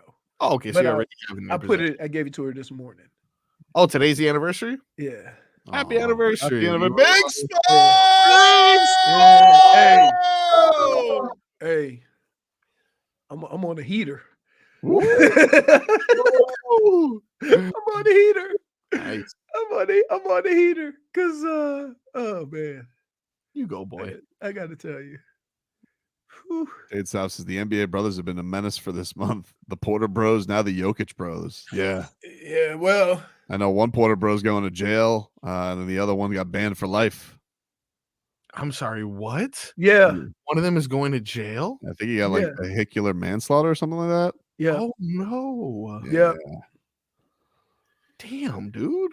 But yeah. these Joker brothers, I mean, they are out of control. Hoodlums. Absolute hoodlums. So you think like Nugget security goes, what is it, Rocco? It's the Joker dummies again. I'll tell you what, though, as an organization, I understand everyone loves Jokić, but I can imagine that's starting to get old. But After it's a not while- even him. He seems so damn laid back. For sure. Right? But the It's problem wait, is, can I just tell you this? yeah, It's always the family members and the friends that start the ruckus. You Yep. see what I'm saying? Right. It ain't never the actual It's not point. Joker. I mean, Right. Joker's done a couple of things that are, borderline dirty for sure. But But he's so like he doesn't he looks like he care. just wants to be with horse and basketball, and that's it. right. yeah, that's again, though, there's nothing Joker related, but I think his loyalty is if Denver says, hey, we've had enough of your brothers, it's time for them to go. Joker may be like, all right, well, I think it's time for me to go too. Let me tell you Right. something right now. If Joker says he wants to go, Pat Riley's getting those two guys seats right next to him. He's kicking Alonzo out. He will. Hey, hey. He'll bring the Morris twins over. He's like, he goes, what? The Joker, the Nuggets are sick of Joker? Why? The brothers, sir. Hey, so You have to understand. move over one. There's an organization that dealt with Dennis Rodman. Yeah. Okay. So, like, yeah, Not for winning long, though. trumps everything. After a while, every organization got tired of Dennis Rodman. Yeah, same thing with T.O. Yeah. T.O. wasn't like, I mean, I guess Rodman never really got in like police trouble. He was just I wish he would have gotten in police trouble instead of some of the things he did. Also, same thing with T.O. I mean, T.O. left scorched earth throughout the NFL. Yep. As good as he was, right? Scorched earth. And it's a shame because like we pride football as being the ultimate team sport, right? But there's some guys that think they are the only reason. Cat for Life says we need more Joker brothers, bro. I don't know, man. The sister-in-law seems pretty annoyed by them. Ooh, look at that. I mean, With did a you see his baby. head go back? Like I Rocky Sock'em Robot. Hey, but he's still going. This guy, Joker brother, has 100 and something pounds on him. Definitely half a foot on him. That brother's neck is Wait, first of all, petrifying. look at his neck. He's Yeah. got the Joker shirt on. And does he have a mohawk? Yes. Yeah, like who does There's that? no way I'm trusting a foreigner with a mohawk. And he's definitely got a back tattoo that seeps into the neck. Oh yeah. For sure. Wait, guy's giving me look at how. vibes. Wait, where did he get his haircut? Because that I'm line pretty is sure. too high. I'm pretty Right, sure Marcos? Yeah, it's gross too. It's he up looks- on the middle of his back, the back of his head. It looks to me like he probably shaves his head with a Crocodile Dundee knife. Yeah. It looks like he pities the fool. Oh man. Oh, what are we doing? That guy. So let me ask you a question. So I asked Danny Green, he kept saying change it up, change it up. Yeah. And I'm like, no. You got to eliminate one thing. What is that? You eliminate them shooting threes, right? I don't think you can eliminate Boston from shooting threes because everybody on that team But literally no, shoot. but it was much easier when they were playing zone. Yeah. And so, like he said, you play man to man, and if you get blown by, fine, right? But here's what I fear. Because you got a couple of guys that are a little susceptible to the blow by, and then you get help defense, and then somebody gets kicked out for the three. Look, I think honestly, I think it starts offensively. Like I just don't think you can drown as much as you did with them in shooting, and I think a lot of that stuff will pick up and take care of itself. You just cannot be in a spot where they're out shooting you 19-3 on threes. I understand that, but they also shoot probably twice as many threes as the Heat. Oh man, I mean like 60% of the 60, Right. 65% of the shots come from three. They average 40 plus threes a game. As far as shooting. Mm-hmm. Like they shoot and here's the kicker. They shoot the most threes in the league. So from that standpoint, you like, yeah. So yeah, everybody shoots threes. That's because they were shooting the most in the league. Let's see. Real quick, there's one of the YouTubers that says, "Who's on Spo's hit list for game 2?" That is a ridiculous thing that, like, I can't believe he said that, bro. I really can't. And then walked back to statements. From Ira Winderman's account, by the way. But Porzingis' answer, by the way. To give you something on that, Eric Spoelstra from Ira, he says, Spoelstra calls the outside view on Martin's foul, quote, irrational. No need for league inspection. The league did announce yesterday, or the league, I guess, it was said to Boston reporters they're not doing anything. He's not even getting upgraded to a flagrant for that. Wait, so are they going to charge Drew Holiday with it? Because he pushed him. Yeah. So is Drew Holiday going to get the flagrant? I mean, think about it. Even Bill Simmons said, "Hey, let's not hurt our own guys." Adebayo said that Caleb Martin from Ira's Twitter, it says Adebayo says on Martin's hard foul that he was pushed. Says Martin and Tatum hashed it out. That's all that matters. Caleb Martin said that there was no code red, quote, I never try to hurt anybody. And the fact that you even have to respond. See, if I was a player, I'm like, the fact that I even have to respond to this dumb stuff. Right? I'm like, you really asked me a question like that after being with me or being around me for 2 or 3 years? You asked me that question, we're done. Well, don't also forget that he's got to deal with Boston reporters too. That's fine. That's fine. Hey, what did you have him on purpose? Yes, you did. But here's what you did. Can I tell you what would piss me off about that? Okay. Is that a reporter, a person who's supposed to be responsible, doesn't notice the push. Oh, you see what I'm saying? That's the worst. It's like part you're looking, so you're writing a story to start something that never should have been there if you were paying attention to the basketball game. That would piss me off if I'm a player. Speaking of the Heat, by the way, Ira has another thing here that really gives me it's a bit of a downer as far as the Heat's injury concerns. Who's questionable? Well, I gotta take a break, so I'll take a break and I'll tell you now in 15 minutes. Heat coming up next.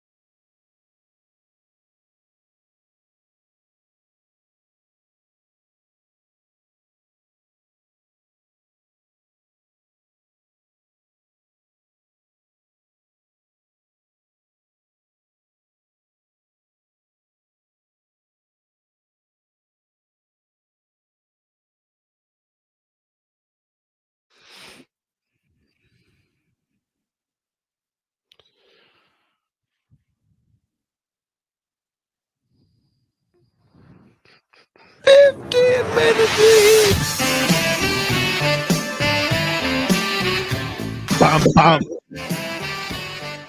15 minutes of heat here for you. 560 WQAM. Oh, hello, Jennifer. Hello, Jennifer. Hello. Oh, Step Brothers. Hi. They should replace that with the Jokić bros on there. They should. Miami Heat, they're back in action on Wednesday. Game 2 from Boston. They have just wrapped up practice.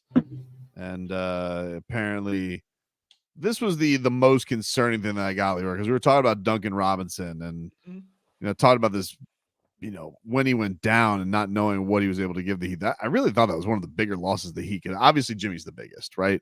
But Duncan Robinson, you look at how the offense flows, the offense when it's been the best, it usually coincides with how much Duncan Robinson can give you offensively, just from a minute standpoint, the threes that he can get up. He just hasn't looked the same since the back injury.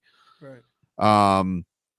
And from a couple of reports here, he tells this from Ira Winneman. He says, Duncan Robinson says he likely won't fully be himself without extended rest, something that is not available at the moment. We knew that.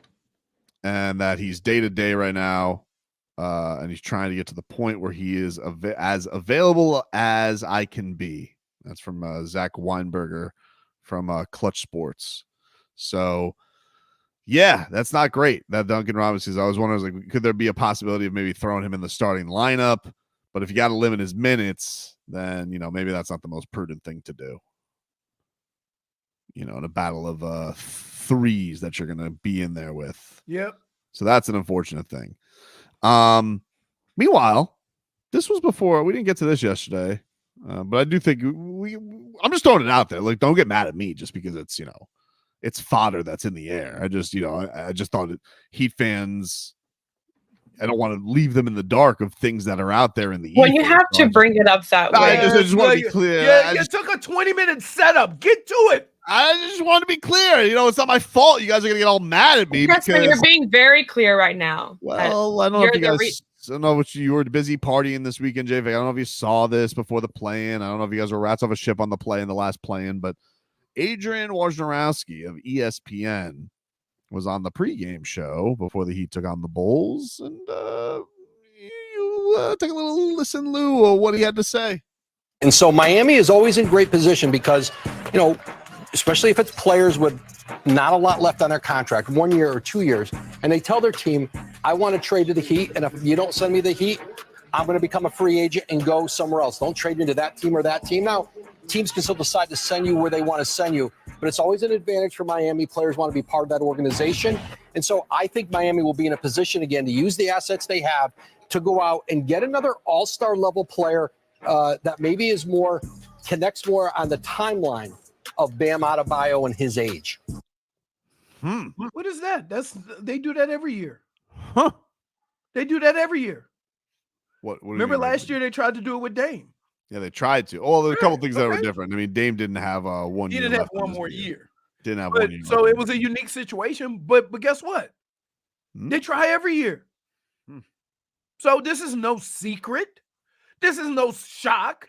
This is no surprise. However, the one thing you can take from this is the Miami Heat are telling you this is Bam's team, and we're going to build around Bam. That's the interesting thing, Leroy. See, are you shocked? Well, it's going to be an interesting summer. Jimmy's going to be 35. He's going to be 35. Are you shocked? Extension eligible. I was listening to Lowe post yesterday.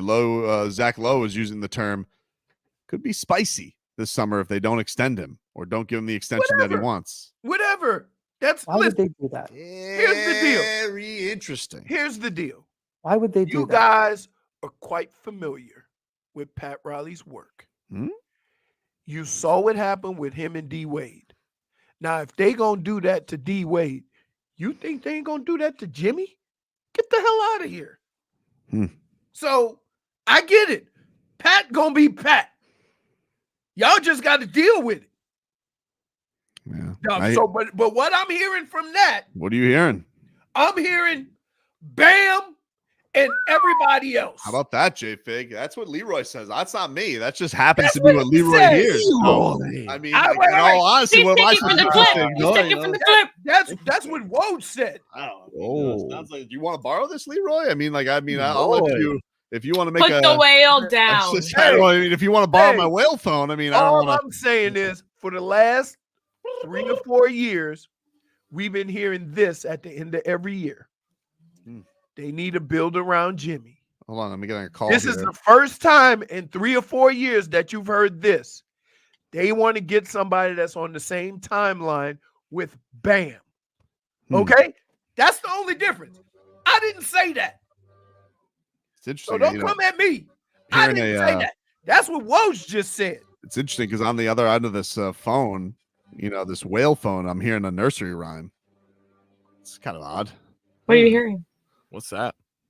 The itsy bitsy spider went up the water spout. Out went the calves and washed the spider out. That's what we need to get Out get came that's what we Pat need to get smaller. Riley. That's what we need to get But smaller. come on, dude. I mean, you also say that you want some buckets. Come on. He's a bucket getter. He's a bucket getter. But Interesting. I'm just saying, I'm just saying. That's what I'm reading into that. Y'all can go ahead on and figure out what y'all think. Okay, but that's the first time in 3 or 4 years that I've heard anything other than building around Jimmy. Agreed. So usually it's always add Jimmy a star. Add Jimmy a star. Exactly. So now you're looking at what Bam has done, and and the thing that I'll say about Bam, okay, that you can follow this and you can say these things about and where they are with Bam now. Dude doesn't miss a lot of games. You ain't got to worry about the maintenance plan. You ain't got to worry about, whether he's going to show up for here, because that dude is there every game. Silly Sauce says Tobin, task at hand. Hey, it's not me. It's Leroy. Don't get mad at me. Leroy's the one who's bringing it up, not me. Oh my! Leroy's the one bringing it up. I'm not talking. Hey, I'm not. You're the one who brought up this whole thing. I'm just bringing up news, but he's the one. If he's got thoughts, he's got thoughts. I didn't talk about no damn nursery rhyme. I get it. Who picked up the phone? Well, it's here. I thought Leroy. Oh, whoa. Sorry. There it goes again. All I did was translate what Woj was saying. Interesting. That's it. JIP says all guys walking into Han nightclub are going to be a funny beat when they're traded at the next deadline. Except Jović. I would keep Jović, Jaime, Bam, and go from there. I would keep Terry. Right? Now you're running out of positions. No, I'm not. So the only guy. So so you're only trading Jimmy? Is that what you're saying? I'm just saying that those 4 guys could stay. Everybody else. Interesting. Very interesting. Wait. All I'm doing is following the rules of what Woj just talked about. He wants more people on the same timeline as Bam. So that's what I did. Yeah. And also, did you guys see yesterday? There's a lot of fodder about Trae Young. I mean, I don't want the Hobbit. I'm just letting you know. Buckets out there. We don't want munchkins who don't play defense. That ain't gonna work here. Bucket getter though. You can get a bucket. Not like, okay, I'd rather have Terry. Take a quick break. Talk a little Panthers coming on up. Our guy, David Dwork. Talk to him coming up next.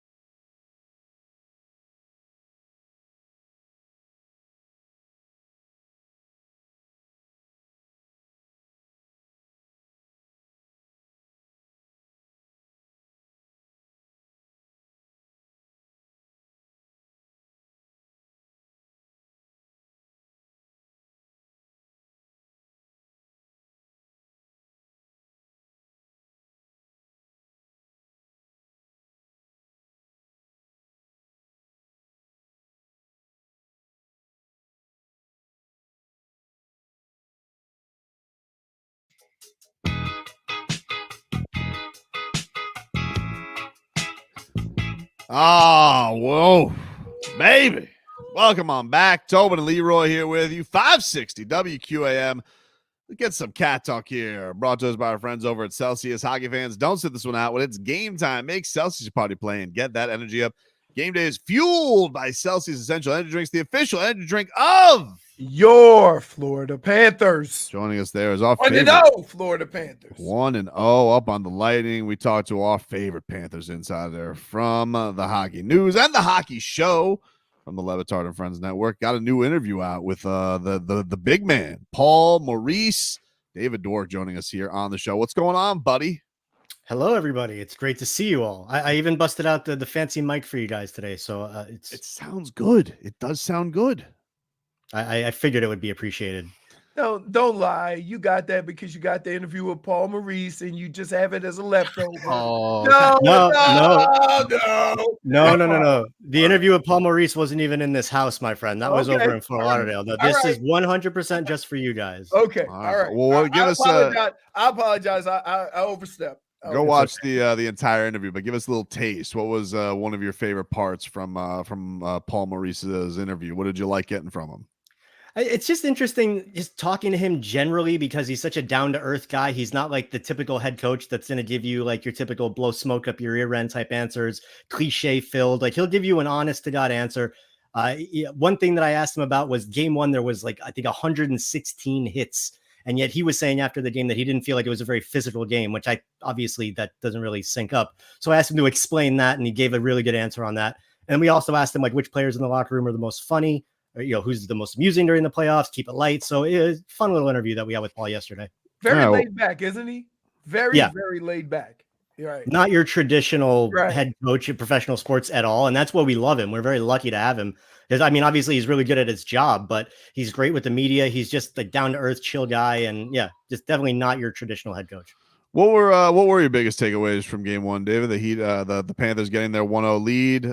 Bob with the big saves late, but they go up. Got a rivalry series that they gotta kind of exercise these Lightning demons. But what impressed you most with game one? Just that the Panthers were able to play their game. Tampa's a team that's similar to Florida. They're a very physical team. They try to give you very little space. They forecheck.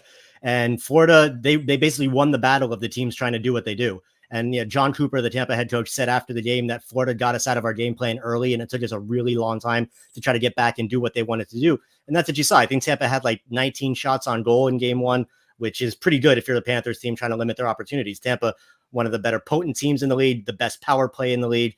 So Florida able to do what they wanted and kind of dictate the pace of the play during game one was really good. If they can keep that going, obviously it'll be great for them for the rest of the series. David, I'm a very, when it comes to hockey, I'm very ignorant. So it seemed to me like Tampa was taking a lot of chances as far as shooting gaps, trying to pick off passes and stuff like that to create mismatches on the other end. But they never really could do that, and it put them in bad situations on their defensive end because they were doing that. Later on in the second half, when they had the advantage, they could kind of get away with it. But you think they're going to play a little more cautious and not kind of send that extra guy to shoot the gap and leave themselves vulnerable on the back end? Because keep in mind, their goalie stopped almost everything. So well, they have him. They have him as to kind of to mask what they're trying to do. Yeah, no, well, that's kind of their backbone is their goaltender. Like he's been one of the best forever. But first off, before I answer your question, Leroy, you can't preface a question saying I'm a hockey novice, I don't know anything, and then come with like some really good, interesting, detailed question like that. So, well, because here's why I say that, because I don't know any hockey terms. All I know is what I've seen. You're the hockey expert. You help me understand what I'm seeing. So when I'm saying that, you could say, no, that's not what you're seeing. And that's not what they're trying to do. No, you hit it right on the head. That's why I said that. What these teams don't want to do is get into what they call a rush game, which is where you're flying the zone, you're trying to anticipate and pick off passes instead of let the game come to you. And Tampa, that's how they get out of their game. Both of these teams are trying to play a similar style where they want to hang on to the puck, they want to get it into the other team's zone, and they want to go hard. They want to keep it there. They want to forecheck if they need to, but ultimately it's a puck possession game in the offensive zone. Tampa trying to play that rush game and really leave their goalie hanging out to dry a little bit, which is what happens when you play that way. Yeah, that was definitely not what they want to do. They're lucky that they have, when he's on his game, maybe the best goalie in the league. Like he's unbelievable. Vezina Vasilevsky. But yeah, basically that you hit it right on the head. If either team really tries to get into that rush game, they're trying to fly the zone fast. They're trying to over anticipate their zone exits and entries. That's how they're going to get in trouble. So staying within their game and not trying to force things is going to be huge for both teams. It was announced today. Paul Maurice says that Lomberg is out. He's dealing with the sickness. Do the Panthers, can they weather that okay? I mean, he obviously brings a lot of the attitude and intimidation with the Cats and will whoop somebody's ass. So are they going to miss the Lamborghini for this game? Yeah, that's the thing about Ryan Lomberg, particularly against Tampa. He seems to live rent-free in a lot of their heads just for what a lot of the past things that have happened with Lomberg and Tampa over the last few years. So yeah, that's definitely going to be a little bit of a detriment to the Panthers to lose a guy like that. But fortunately for Florida, they're so deep right now. They've basically got 5 forward lines, and they've got Paul Maurice has got his choice of guys he wants to bring in. Today for Lomberg is going to be Steven Lorentz coming into the lineup, and Lorentz looked great down the stretch when he got into a handful of games. It looked like his game had really grown, just the way that he was on the puck. He was a little bit more speedy. When you're anticipating the play a little bit better, and when you're getting in with your teammates, you look a lot faster, which is why the Panthers as a team look so fast during the regular season. And Steven Lorentz, he improved a lot since the beginning of the season. I think it'll be a good chance for him to get into a playoff game.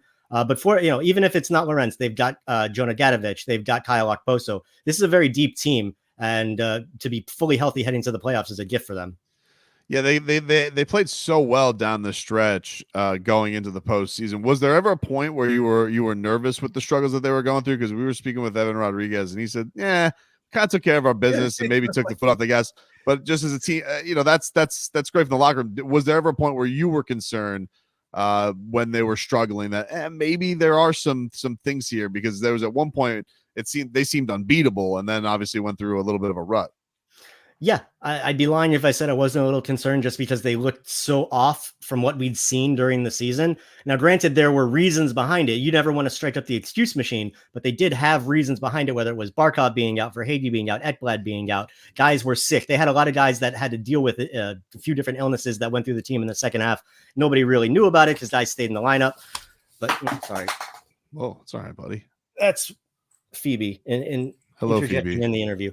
Cat fever! This is the house, right? This is the cat house.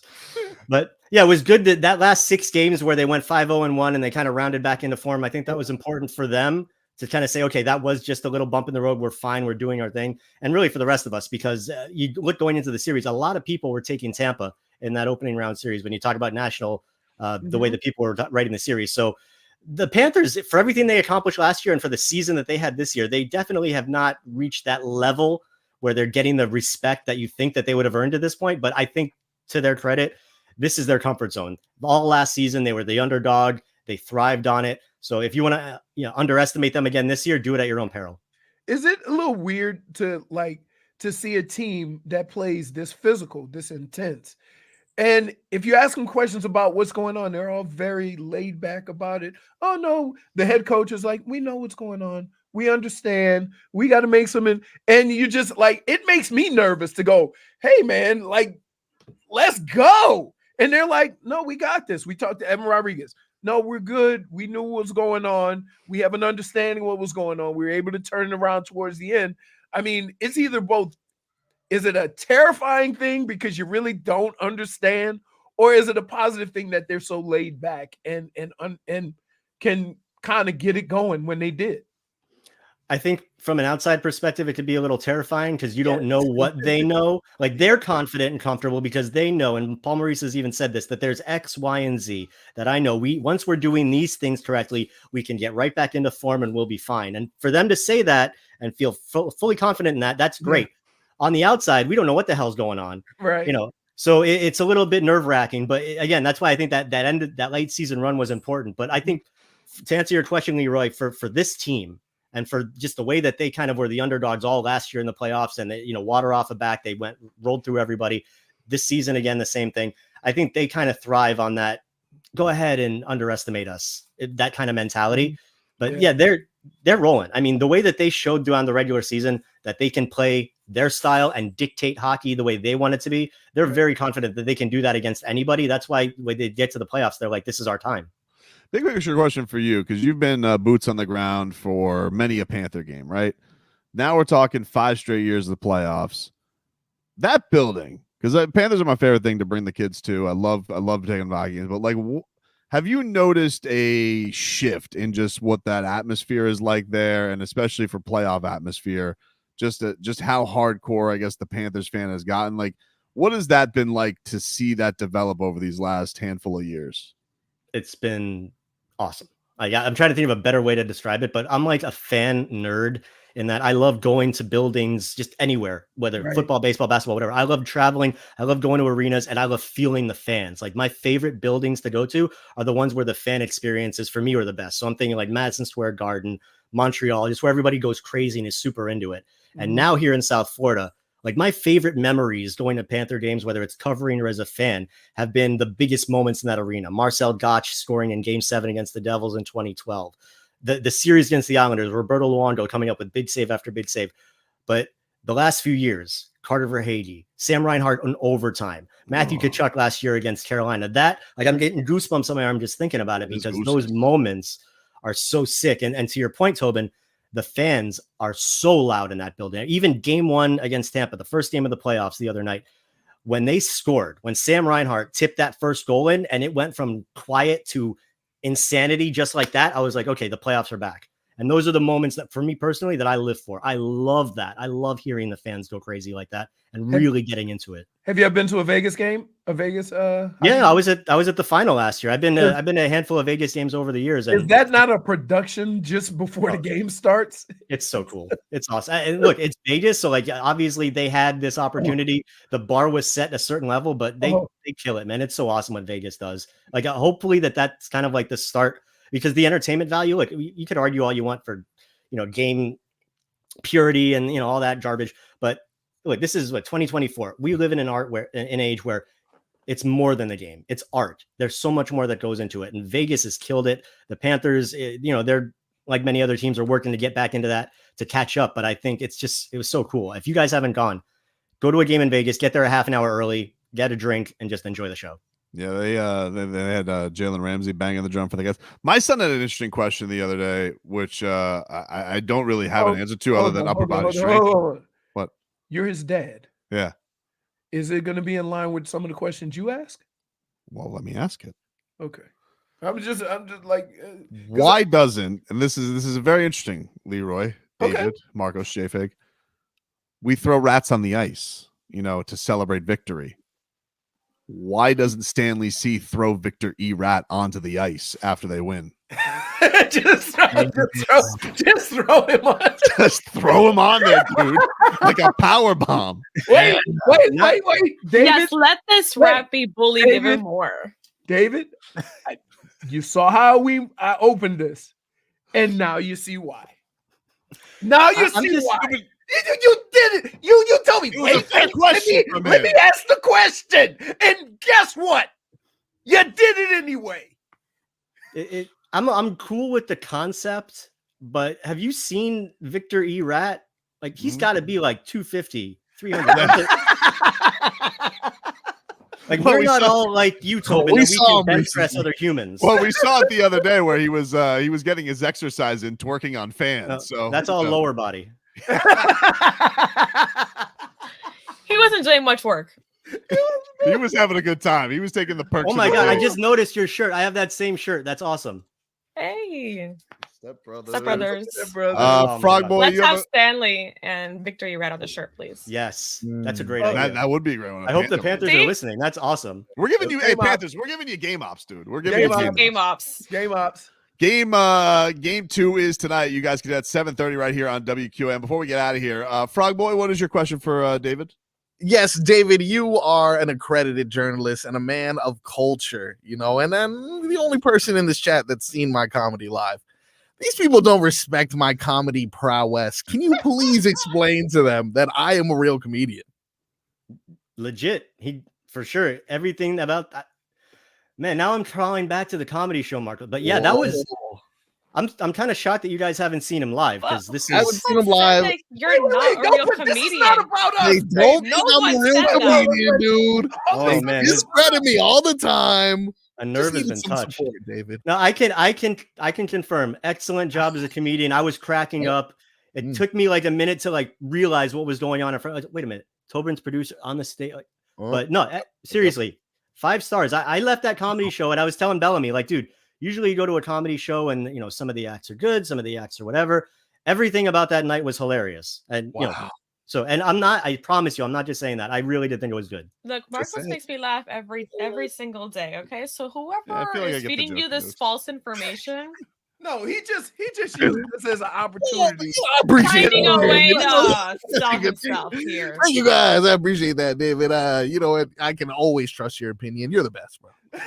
He is the best. Go follow David Dwork, his hockey coverage all playoff long at David Dwork on Twitter. The Florida Hockey News. Now I can go free Willy with the questions now because I'm hot. I'm hot, baby. I'm hot. You know Let the hockey. confidence roll, man. You know it. Let it roll, baby. We appreciate the time, buddy. Enjoy the game tonight. Thanks, Be good, fellas. Take care. All right, we'll take a quick break here on the program. Final hour coming on up after this.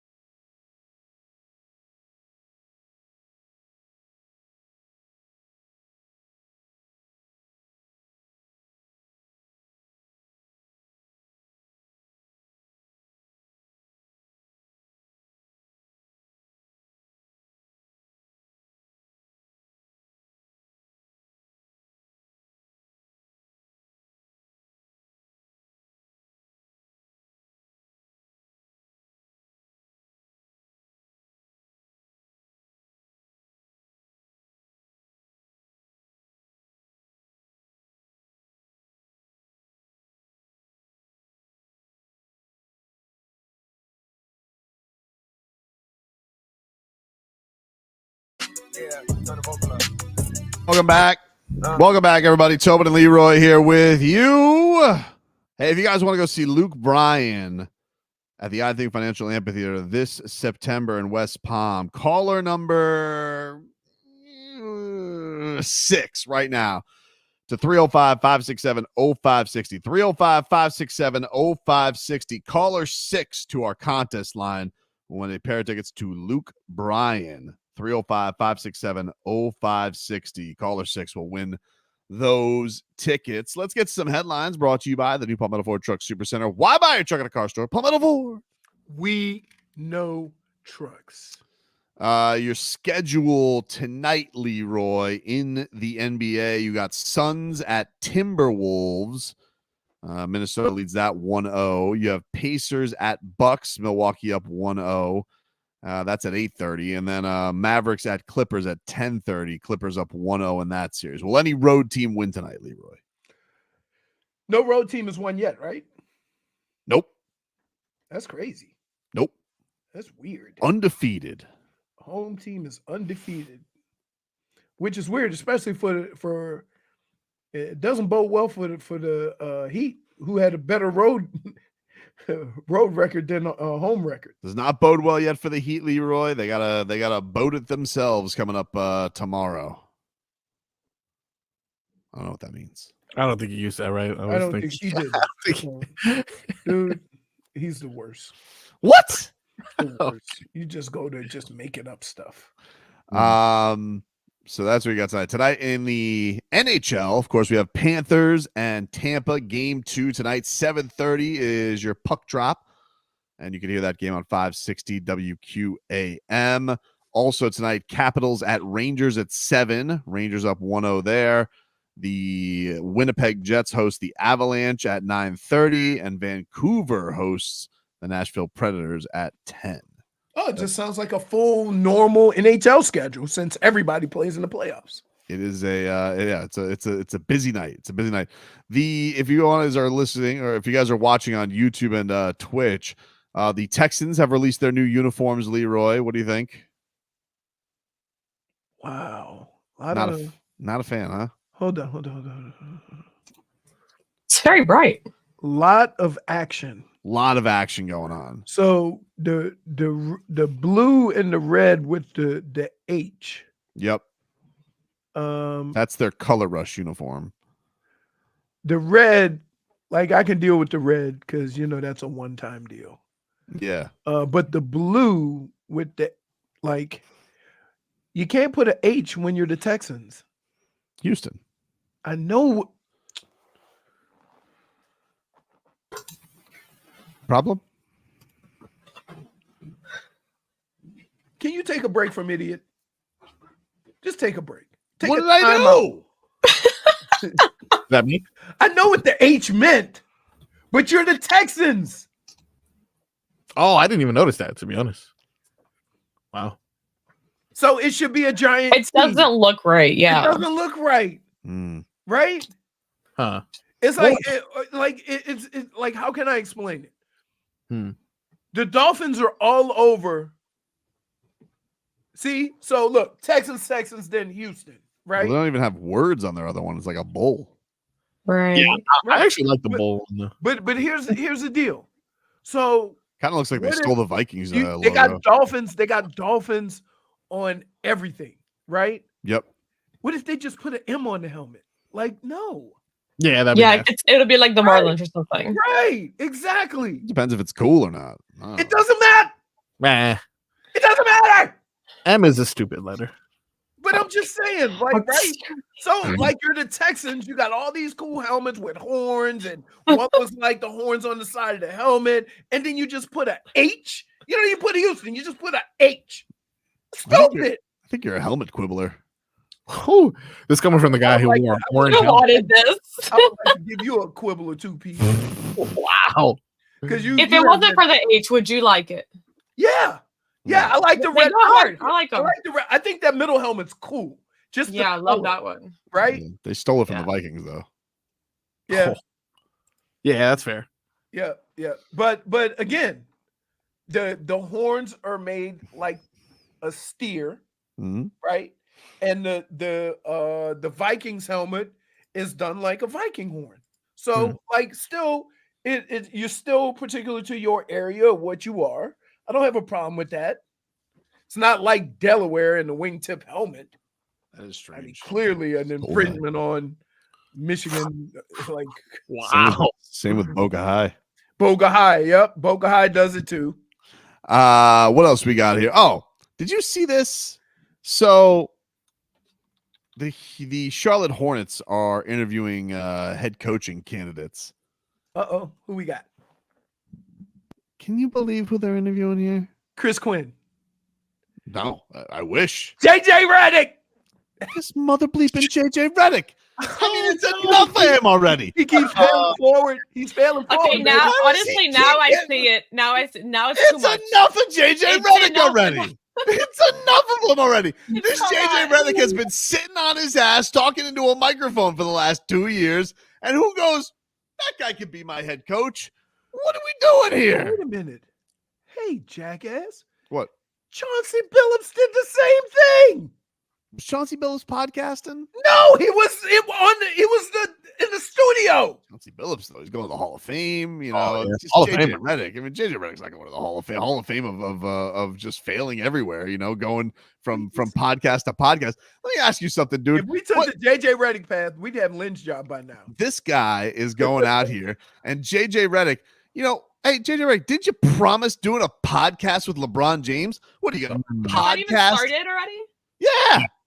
So you're going to just leave LeBron James high and dry all of a sudden because you want to go coach the Hornets? You know what? Good. Go take the Hornets job. I'm sick of hearing from you because Lord knows we won't hear from you if you're the Hornets head coach. Have you heard from Chauncey Billups? No. But let me ask you something, dude. Where the hell is Chris Quinn's interview? That's what I want to know. Why the hell is Chris Quinn, who's been sitting here year after year after year, doesn't waste his time podcasting, and he doesn't get a head coaching gig? Hey, can I maybe they have rules that you can't interview while they're in the playoffs. Oh, get out of here, dude. They have it in football. How convenient. Now all of a sudden, you should coach us, the guy who does the podcasting. He'll fix LaMelo. Yeah, okay, sure. You can't By the fix way, broke. Billups spent a year under Ty Lue in the Clippers before he got the Blazers job. There you go. Little experience under his wing. A little. When you mean a little, a little experience under his wing. This guy's sitting next to Doris Burke and Mike Breen, and he gets to go waltz in and get a head coach job. Yeah. They interviewed got him last that job. They He interviewed just got that job. I know. This guy. Hey, you know what? Dan Orlovsky is going to be the next head coach of somebody. That's where we going with this. This guy's got commitment issues. Wait, He remember can't they stick did with it. anything. They did it with the GM. Who was the was Steve not Kerr. Spielman? Who was the GM that went to San Fran years ago from the desk in ESPN? You're thinking of Mayock. Was it Mayock? Mayock went to the Raiders. Mayock went to the Raiders. Yeah. So it happens. I guess you watch enough ESPN and see these guys enough. You go, that guy might know what the hell he's talking about. But you know, like that's enough for I JJ can't Redick watch already. ESPN for advice. This guy leveraged TV time into a head coaching job. Head coach JJ. You know what? Good. Give him the head coaching job with the Hornets so I don't have to hear from him again. I know he'll be canned in 3 years, and then maybe his podcast buzz will wear off. It's enough of JJ Redick already. I got nothing against him. You know, he seems like a perfectly nice individual. No, you have but I'm something against sick of him. okay? He's all over the place. What's next? Head coach Pat McAfee? Wow. You know, that'd be some. Actually, I see that the Commanders are interviewing Ryan Fitzpatrick for the show pony assistant. What about enough of him? Yeah, enough of all of them. I'm just sick of him already. It's enough of JJ Redick. Can I just say this? Not for nothing. I really do think that you should just let it go. It doesn't affect your life at all. It is affecting him. He sees it What about everywhere. Caron Butler? Caron Butler was an all-star, and this dude has been on Eric Spoelstra's staff the last 4 years. All right, he sits there. He Wait. So you're gonna pass up? You're gonna pass up Chris Quinn to go to Caron Butler? But let's just say you want. Okay, so maybe you're thinking as the GM or whoever the hell hires the head coach over there in Charlotte. You know, because Michael Jordan's gone. Who knows? By the way, rats off a ship. You want to talk about getting out at the right time? He stunk at being the owner. He made $3 billion. But anyway, you go out there and you're like, you know who should go with? JJ Redick. You know, I love that podcast that he does. Who's his GM? Zach Lowe? Like, get out of here already. And by the by, Caron Butler. All right, you want to throw stones at Chris Quinn. It's not very nice. I mean, everybody says the guy could be a tremendous head coach, but let's just say, hey, you know what? Chris Quinn didn't have the resume that JJ Redick does. Well, what about Caron Butler? All-star? You're not going to take Marcos, him? You are correct for giving that look because he did it again. He does it with words. It's annoying. We want to punch you in the face for doing it. It's just not very mature. Like, what are you hiring this guy for? He doesn't do anything but talk into a microphone. Caron Butler deserves that job. I'm going to sit here giving it to But we're going to pass up Chris Quinn to go to Caron Butler. You can go to Chris Quinn, too. I got nothing against Chris Quinn. I'm just saying, like, it's ridiculous. Chris Quinn, Caron Butler, these guys are on Eric Spoelstra's staff. Everybody wants to go take the genius next to the genius, and you guys want to go get a podcaster. What about the guy who used to coach the Bucks? I forgot his name already. First half of the season before Doc. Oh, Adrian Griffin? Yeah, does he have a job? No, he got fired. I know, but JJ Redick gets an opportunity to coach a team. That's what I'm saying. It's enough of JJ Redick. It's crazy. Good. Go to the Hornets. See, I blame JFig. Wow. She started off by saying, Tobin, I know what you're saying. And then that's just like full steam ahead. Whether I said it or not, he was going to continue flying with this, okay? Don't coach him. Don't give him any coaching him. boys. Not coaching. think it's egging him on. You know, like all the best to your success, but what is this already? What does the guy have nudes of people all over the league? All the best to your success. It's got to be the point where we already know who he's going to say next, which is why I agree. I have nothing against the guy. It's just enough of them already. You've said right? JJ Redick's name every day for the last month. It's just everywhere. No, more than a month, okay? Which is why now I gotta see him 4 times a year as the Hornets head coach. And let me tell you something. Started long before the season started because soon as he got that gig as top analyst on, Let me tell you something. Right now, I'm gonna go right to that first visitors press conference when the Hornets take on the Heat, and I'm gonna be like, hey, how did podcasting get you ready for this job? No, you're not. You don't have the balls to do that. No chance. No. No. We'll play a little damage is done, my friend. Next. Coming you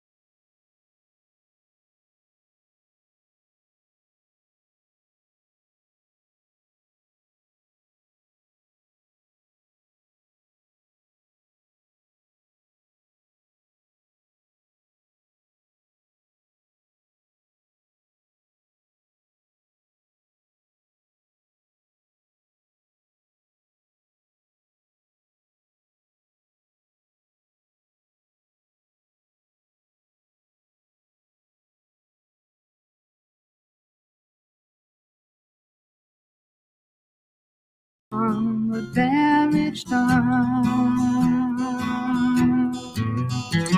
Welcome back. Hey, Leroy, can we get a weather update from the Demesman and Dover Law Firm? Your accidentattorneys.com. Free consultations 24/7. Call them at 866-954-MORE. As we know, as Weatherman Leroy has told you, when that wind starts coming out of the north, it's going to feel a bit cooler. Felt a little bit cooler this morning. It's hot as hell now, but that morning was nice. Nice little breeze. We got about a 10-mile-an-hour breeze coming out of the west. Out of the west. It is partly cloudy, but I would suspect that there might be a chance for a passing shower here or there. And I would say it's about 83 degrees. How'd you do, Marcos? Currently 81 degrees, partly cloudy indeed. They got winds between 10 and 15 miles per hour out of the east northeast. That's not accurate. All right. And My it clouds is are going left to right. I promise you. Clouds are going left to right. Left to right. So that's west. I'll let them know. Does not lie. Them clouds don't lie neither. Anyway, let's get to Unless I'm damage. dyslexic. Damage is done here on a Tuesday. If you guys missed, Danny Green joined us early in the show. He was tremendous. We'll bring that to you. Break down all things. Potty mouth. Damage is done. He just keep it moving too. My damage is done goes to Major League Baseball umpires. You guys are really out of hand right now. And just when I thought Angel Hernandez was the worst it was going to get, we got a new one. We got a new champ. A new champ is holding the belt, and that's Hunter Wendelstedt, who threw Aaron Boone out of the game. Do you have this, Marcos? Because he goes out there. Aaron Boone, he's upset with a check swing that isn't called. He thinks that a guy got hit, should have been called for a swing. Hunter Wendelstedt said, enough, Aaron. And then a fan, apparently, according to John Boy Media, just yells, come on, home plate. But the guy mistaked it for Aaron Boone saying that, even though it's really not even that bad a thing to say. It was one more thing, one too many for Hunter Wendelstedt, old thin skin over here. And he kicks Aaron Boone out, and this is what happens. Is the first base umpire you saw making that call. You're not yelling at me. I did what I was supposed to do in check. I'm looking for him to get hit by the pit. You got anything else to say? You're gone. Okay? Oh, okay, Hunter. Wow. You know what? We're not going to need a John Boy breakdown of that one. We got a very clear. There you go. And now Aaron's saying I didn't say anything. You're gone. Aaron's saying, hold on a second. I didn't say a word. I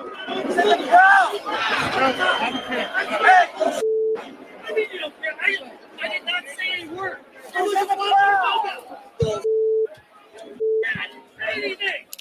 did not say anything, Hunter. Okay, I did not say it. Wow. First of all, there should never be that interaction between a umpire and a coach about what was said, right? I get you can't argue this or you can't argue that. That's grounds for that is ridiculous that he's listening instead of paying attention to the damn game.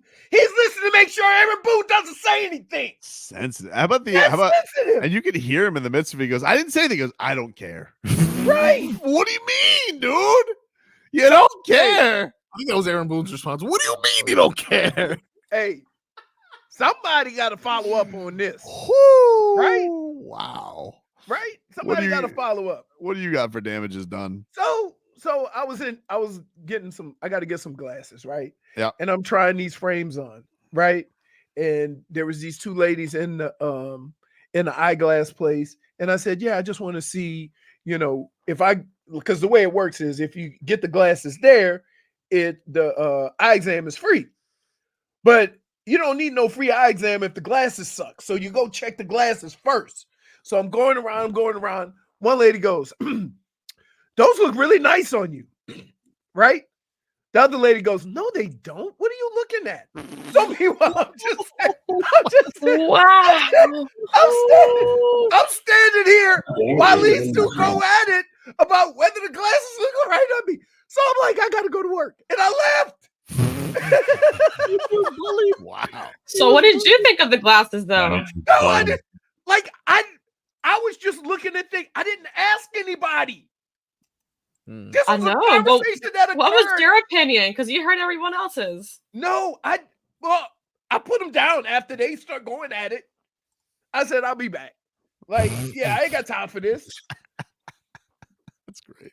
JFig, what do you got? Well, you said it earlier. I think I broke Danny Green with my research, you know? Did you?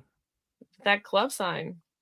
That was great. He called it AI, and then he went and sent Marcos. He sent Marcos on a run to the By the dump way, button. nothing says that we're not a restaurant like them blue lights, right? when you go to dancing club lights, I'm not. You ain't a restaurant. I'm not eating at that place. After this sign, I knew that was not a restaurant. Yep. How can I read the menu? It's too dark. I wonder if they pay that guy the same amount of money they pay to do the tax sign outside on the corner. Oh, right? man. I wish we had video of Nikola Jović holding the sparkler sign. You mean the sparkle bottle? The big bottle with the sparkler? Yeah. Marcos, what do you got? His reaction to that was wonderful. He's like, oh no. No, Danny Green. Oh, Danny Green. He was like, no, that's not real. No, that's not real. His eyes just went wide open. That was before he was great though. His content's great. Language is loose. Exercise the dump button. Yes. Marcos, what do you got, man, for damages done? A quick shout out to Gabe Rodriguez, who was a winner of the Luke Bryan tickets. And why exactly am I shouting him out? Our boy Luke Bryan took a tumble recently. Not sure if you guys saw. This is our boy Luke. Our boy Luke. Whoa!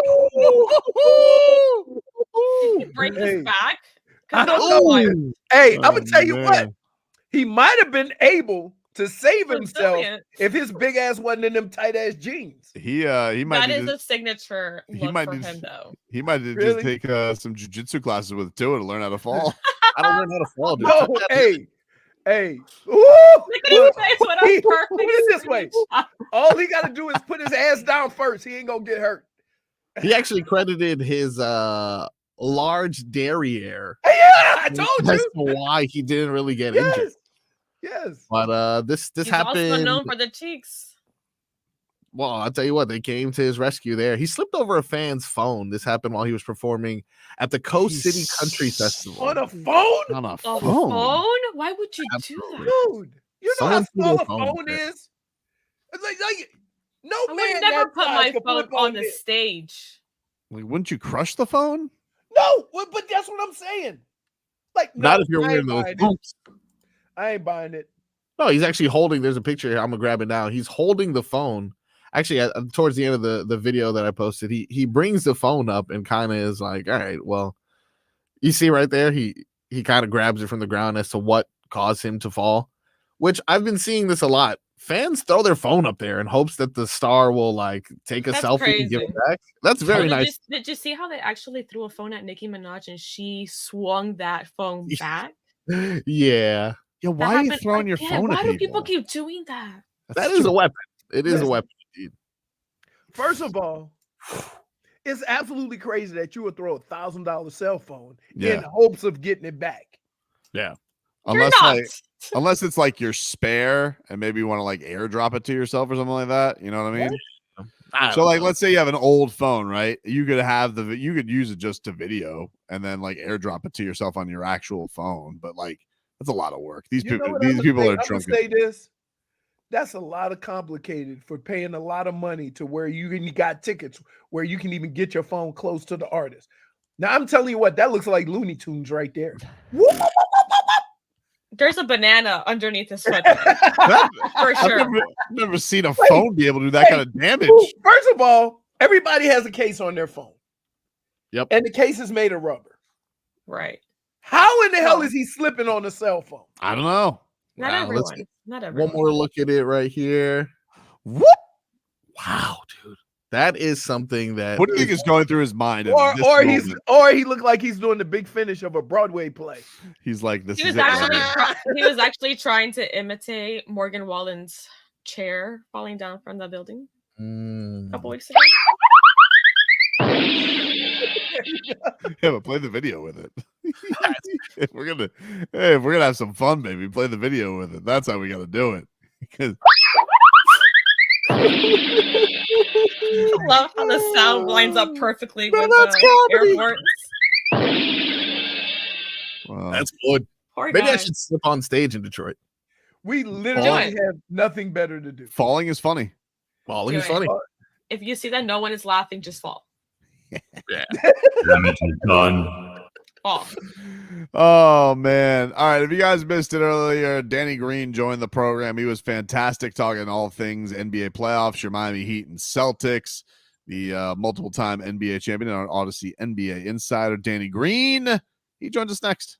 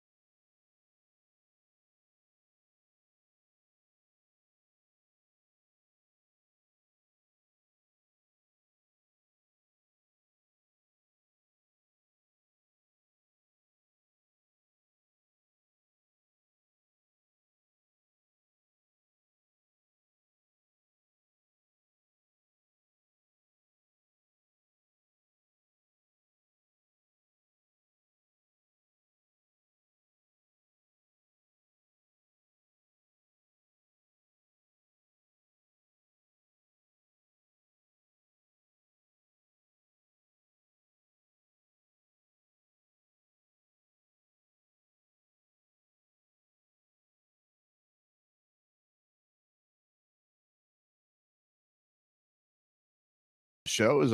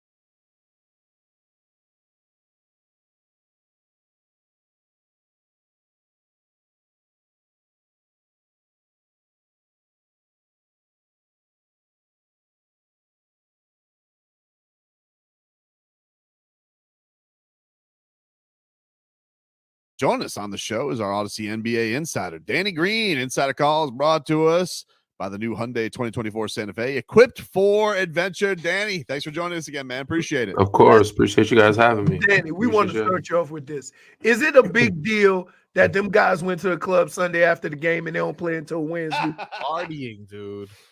No. I mean, they're flipping out. It's not a big deal, but it is the play. They're grown men. It's the playoffs. Would you do it, Danny? Have you? Would you do it, Danny? What was your protocol? No. I mean, after a 20-point I could not put everybody in the category of me. Can't tell everybody to do what I do. Certain guys need to do this. Certain guys need to do that. Some guys need to let loose. You have a couple days in between. I personally wouldn't go out until it was over, like the season was over, or before the season. So yeah, that's just me. But it's different for everybody. That's some just because you're perform differently. A pro's pro, Leroy. a three-time champion, Leroy, is not going out and enjoying himself at the club after getting drubbed by 20. For sure. But I know some guys said that they needed to do it to get themselves, their mental loose, to relax, and they performed better when they, just were more free. Yeah. Well, look, I don't know if it's going to have an effect one way or the other. My favorite part, if we could show you the video here, Danny, is 20-year-old Nikola Jović, who, if he's should be in the club or not be in the club, I don't know how they snuck him in the club, but he looks like he's getting away with something, which is just hilarious to me because he's a baby. And so you can see him in the midst here as you follow in Jaime and Tyler, that he looks like he's gotten away with only as somebody could with a fake ID. Is that a club or is it like a restaurant? It looks like it's a restaurant lounge type thing. Hey, Daddy, I questioned the same thing. Then they showed other pictures. It's a damn club. Yeah. Well, some of the clubs now, or some of the restaurants now, have like it's a lounge area with the bar. I did no all restaurant. that. They didn't serve any food. You did the research. It wasn't no chicken wings. It wasn't no appetizer, no finger food, nothing. It was straight club. We'll just give you an example of this. They call it Fuego Sundays, and this was the club sign that they had brought out for the last for the week before they got there. So I don't know if they're serving food or not. Nah, there's no way. Nah, that's not real. That's not real. I swear to God, it's off their gram. It's real. It's AI. on their it's on their Instagram. I refuse to believe it. I think they're just promoting. They're promoting their establishment. They're doing a good job promoting. It's great marketing. Great marketing. Genius marketing. So Danny, let me ask you this. So they lose a game where they look just not very good, and they can't score, and that's been plaguing them all year. But to lose a game that way, it's just one game, so you just move on, right? You can't. You just get it out of your memory banks, regroup. You got an idea of who's going to do what, and you move on, right? Yeah, flush it. I mean, obviously it's the playoffs. We already knew they were undermanned, unmatched a little bit, outmatched a little bit. They had spurts of signs of showing good. They fought. They got back in it at some point. They were down a big amount and got back into it. Once they got back, they made it a closer game where it made they couldn't put in their subs early. Right. So that's good things to take away. And ultimately, the playoffs is about finding weaknesses, finding people with rhythm. Letting some guys see who can get hot, and that could be anybody. So you let them play it out. You don't just pull the plug that early. And, rightfully so, they didn't. So they let some guys get some hot the line, hit a shot or two. They might have some guys contribute that they didn't know can contribute. But they showed glimpses of what they could be and what kind of fight they could be. So I expect, they had a little team bonding, whatever it is, to get their minds clear, flush it, not think about it too much. You have a couple days in between. And now you get back to the drawing board, get back to work. And now you lock in and be intense. And that means scrap, dogfight. Do what you got to do. Scratch, claw, and if you got to bite somebody, you know what I'm saying? Like, do what you got to do to get the win. So I expect them to come out and say, I know the culture there. They don't take things lightly.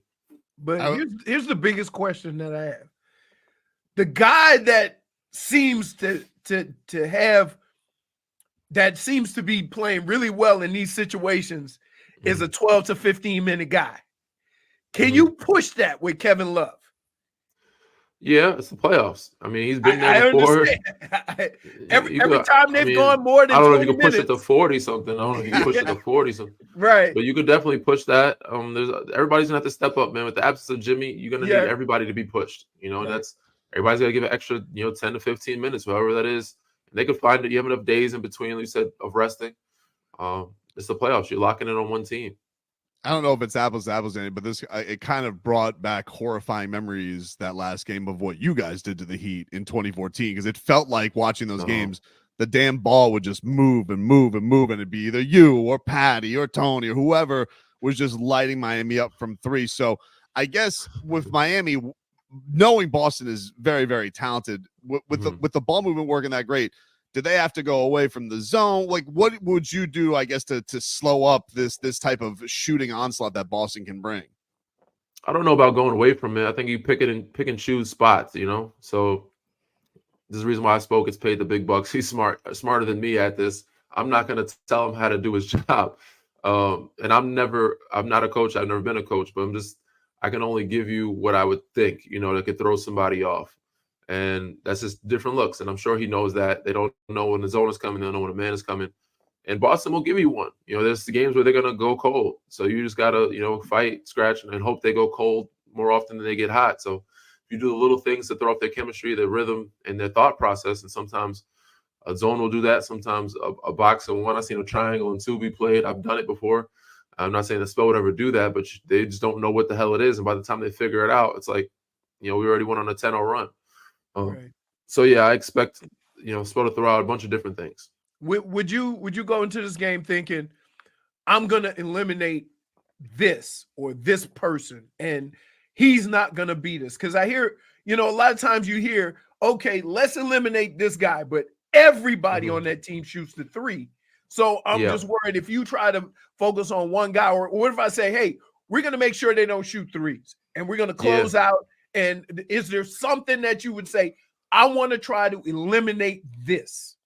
Yeah. There's multiple ways that you can attack it. Like I said, there's a bunch of ways you can skin a cat, but ultimately they're a really good team. And I just think right now Miami don't have enough, but there's ways that you can make them think. And if you want to do that, it's like, all right, we're going to make them play one-on-one basketball. I know it's way different from how Spo normally does it, because they usually shift. They're a shift team and close out, hot to guys. But now it's like, all right, we're going to guard our guys. We're not going to shift as much, and we're going to make them play one-on-one and see if they can beat us on one-on-one basketball. That's a thought that I would do. Like, all right, make Jason Tatum, make Jaylen Brown go one-on-one, and now there's less ball movement. They're going to have to get everything at the rim, at the basket, and get us, contested twos. So that's how I would do. I would guard these guys, guard them straight up. They can shoot contested mid-range jumpers and, take away the threes. So that's another way to look at it. So I don't know if they'll do that, but Right. That's one way to get the ball moving less and them getting as many open threes. It's like, all right, we're gonna make you take 1-on-1 twos against us. Right. Danny Green joined us here, our Audacy NBA Insider. Insiders brought to us by the all-new Hyundai 2024 Santa Fe, equipped for adventure with capable features like the available H-Track all-wheel drive and standard third-row seating. Danny, last night, couple of thrillers with the Lakers and the Knicks, and so both got to be pretty demoralizing losses for the Sixers and the Lakers. Yeah, very deflating for the road teams. It was deflating, very deflating losses. Which one do you feel like is going to be a tougher ask to climb out of, Lakers or the Sixers? Lakers. To be up 20, and then in the second half, I think at that point too, I think they were 20 in the second half at one point, and to lose that game, I'm like, obviously people think like Jokić, Murray, like you never bet against them. They're the Pat Mahomes. I was I'm not a gambler, but my brother-in-law was like, it's the best time to live bet. We got Denver down plus 350 or something like that, plus 300. They're down 20, they think.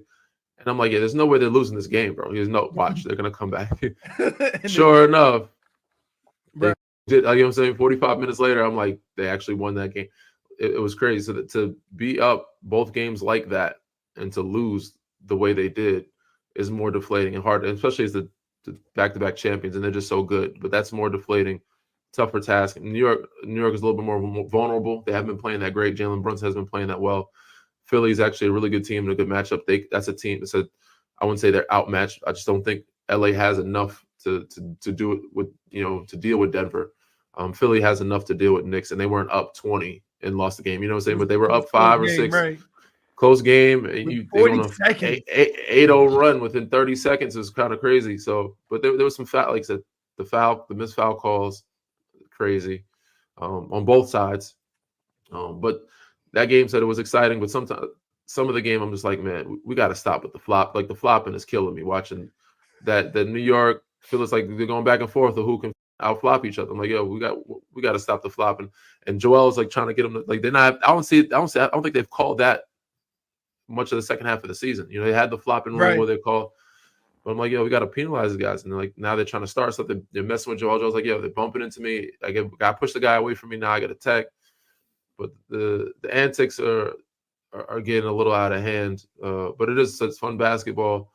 And I think that might have hurt the game at the end because there was so many flops during the game that they might not want to call. They swallowed their whistle. But Philly can climb out. I think Philly can climb out and make it an even series at home. How do you deal with, I guess, that between games? Because, these things are so down to the wire, and you see LeBron yesterday upset with the calls and is upset with the replay center. So, like, it's just mentally as a team, if you feel like you're getting shafted, but you're trying to obviously, handle the task at hand. So, like, does that go on the coach? Do you guys collectively try and put that out of your mind? How do you deal with it when you feel like maybe the refs aren't necessarily on your side? Yeah, it's tough, man, because some things you just can't bounce back from, mentally. And I've been through it. I said playing your Miami Heat. So in 2013, like certain shots, certain plays, it's hard to mentally just get over. But it comes with maturity, and maturity is you control what you can control. And it's like, all right, we complained for the 24 hours. Know we can do about it now. Let's go. We got to go out and win some basketball. We got to figure out a way to win. We got. There's still a lot of basketball left. There's still a lot of games left. We can still turn this thing around. It's not 3-0. It's not 3-1. It's 2-0. And a lot of teams have come back from down 0-2. So take some maturity and some mental toughness and your vets in your locker room to do that, and the coaching staff. Coaching staff is a big part of that. But the Lakers have the pieces to do it. So does Philly. There's a lot of veteranship there. They're not young teams. So both these groups have enough to mentally let it go. Danny Green, we always appreciate the time, man. Thank you so much. Danny. Appreciate you guys, man. Right. See you guys next week. There you go. Danny Green, our Audacy NBA Insider. Insider calls brought to us by the all-new Hyundai 2024 Santa Fe, equipped for adventure. His face after we showed him the club sign. That's not real. That's not real. That's not real. That's not real.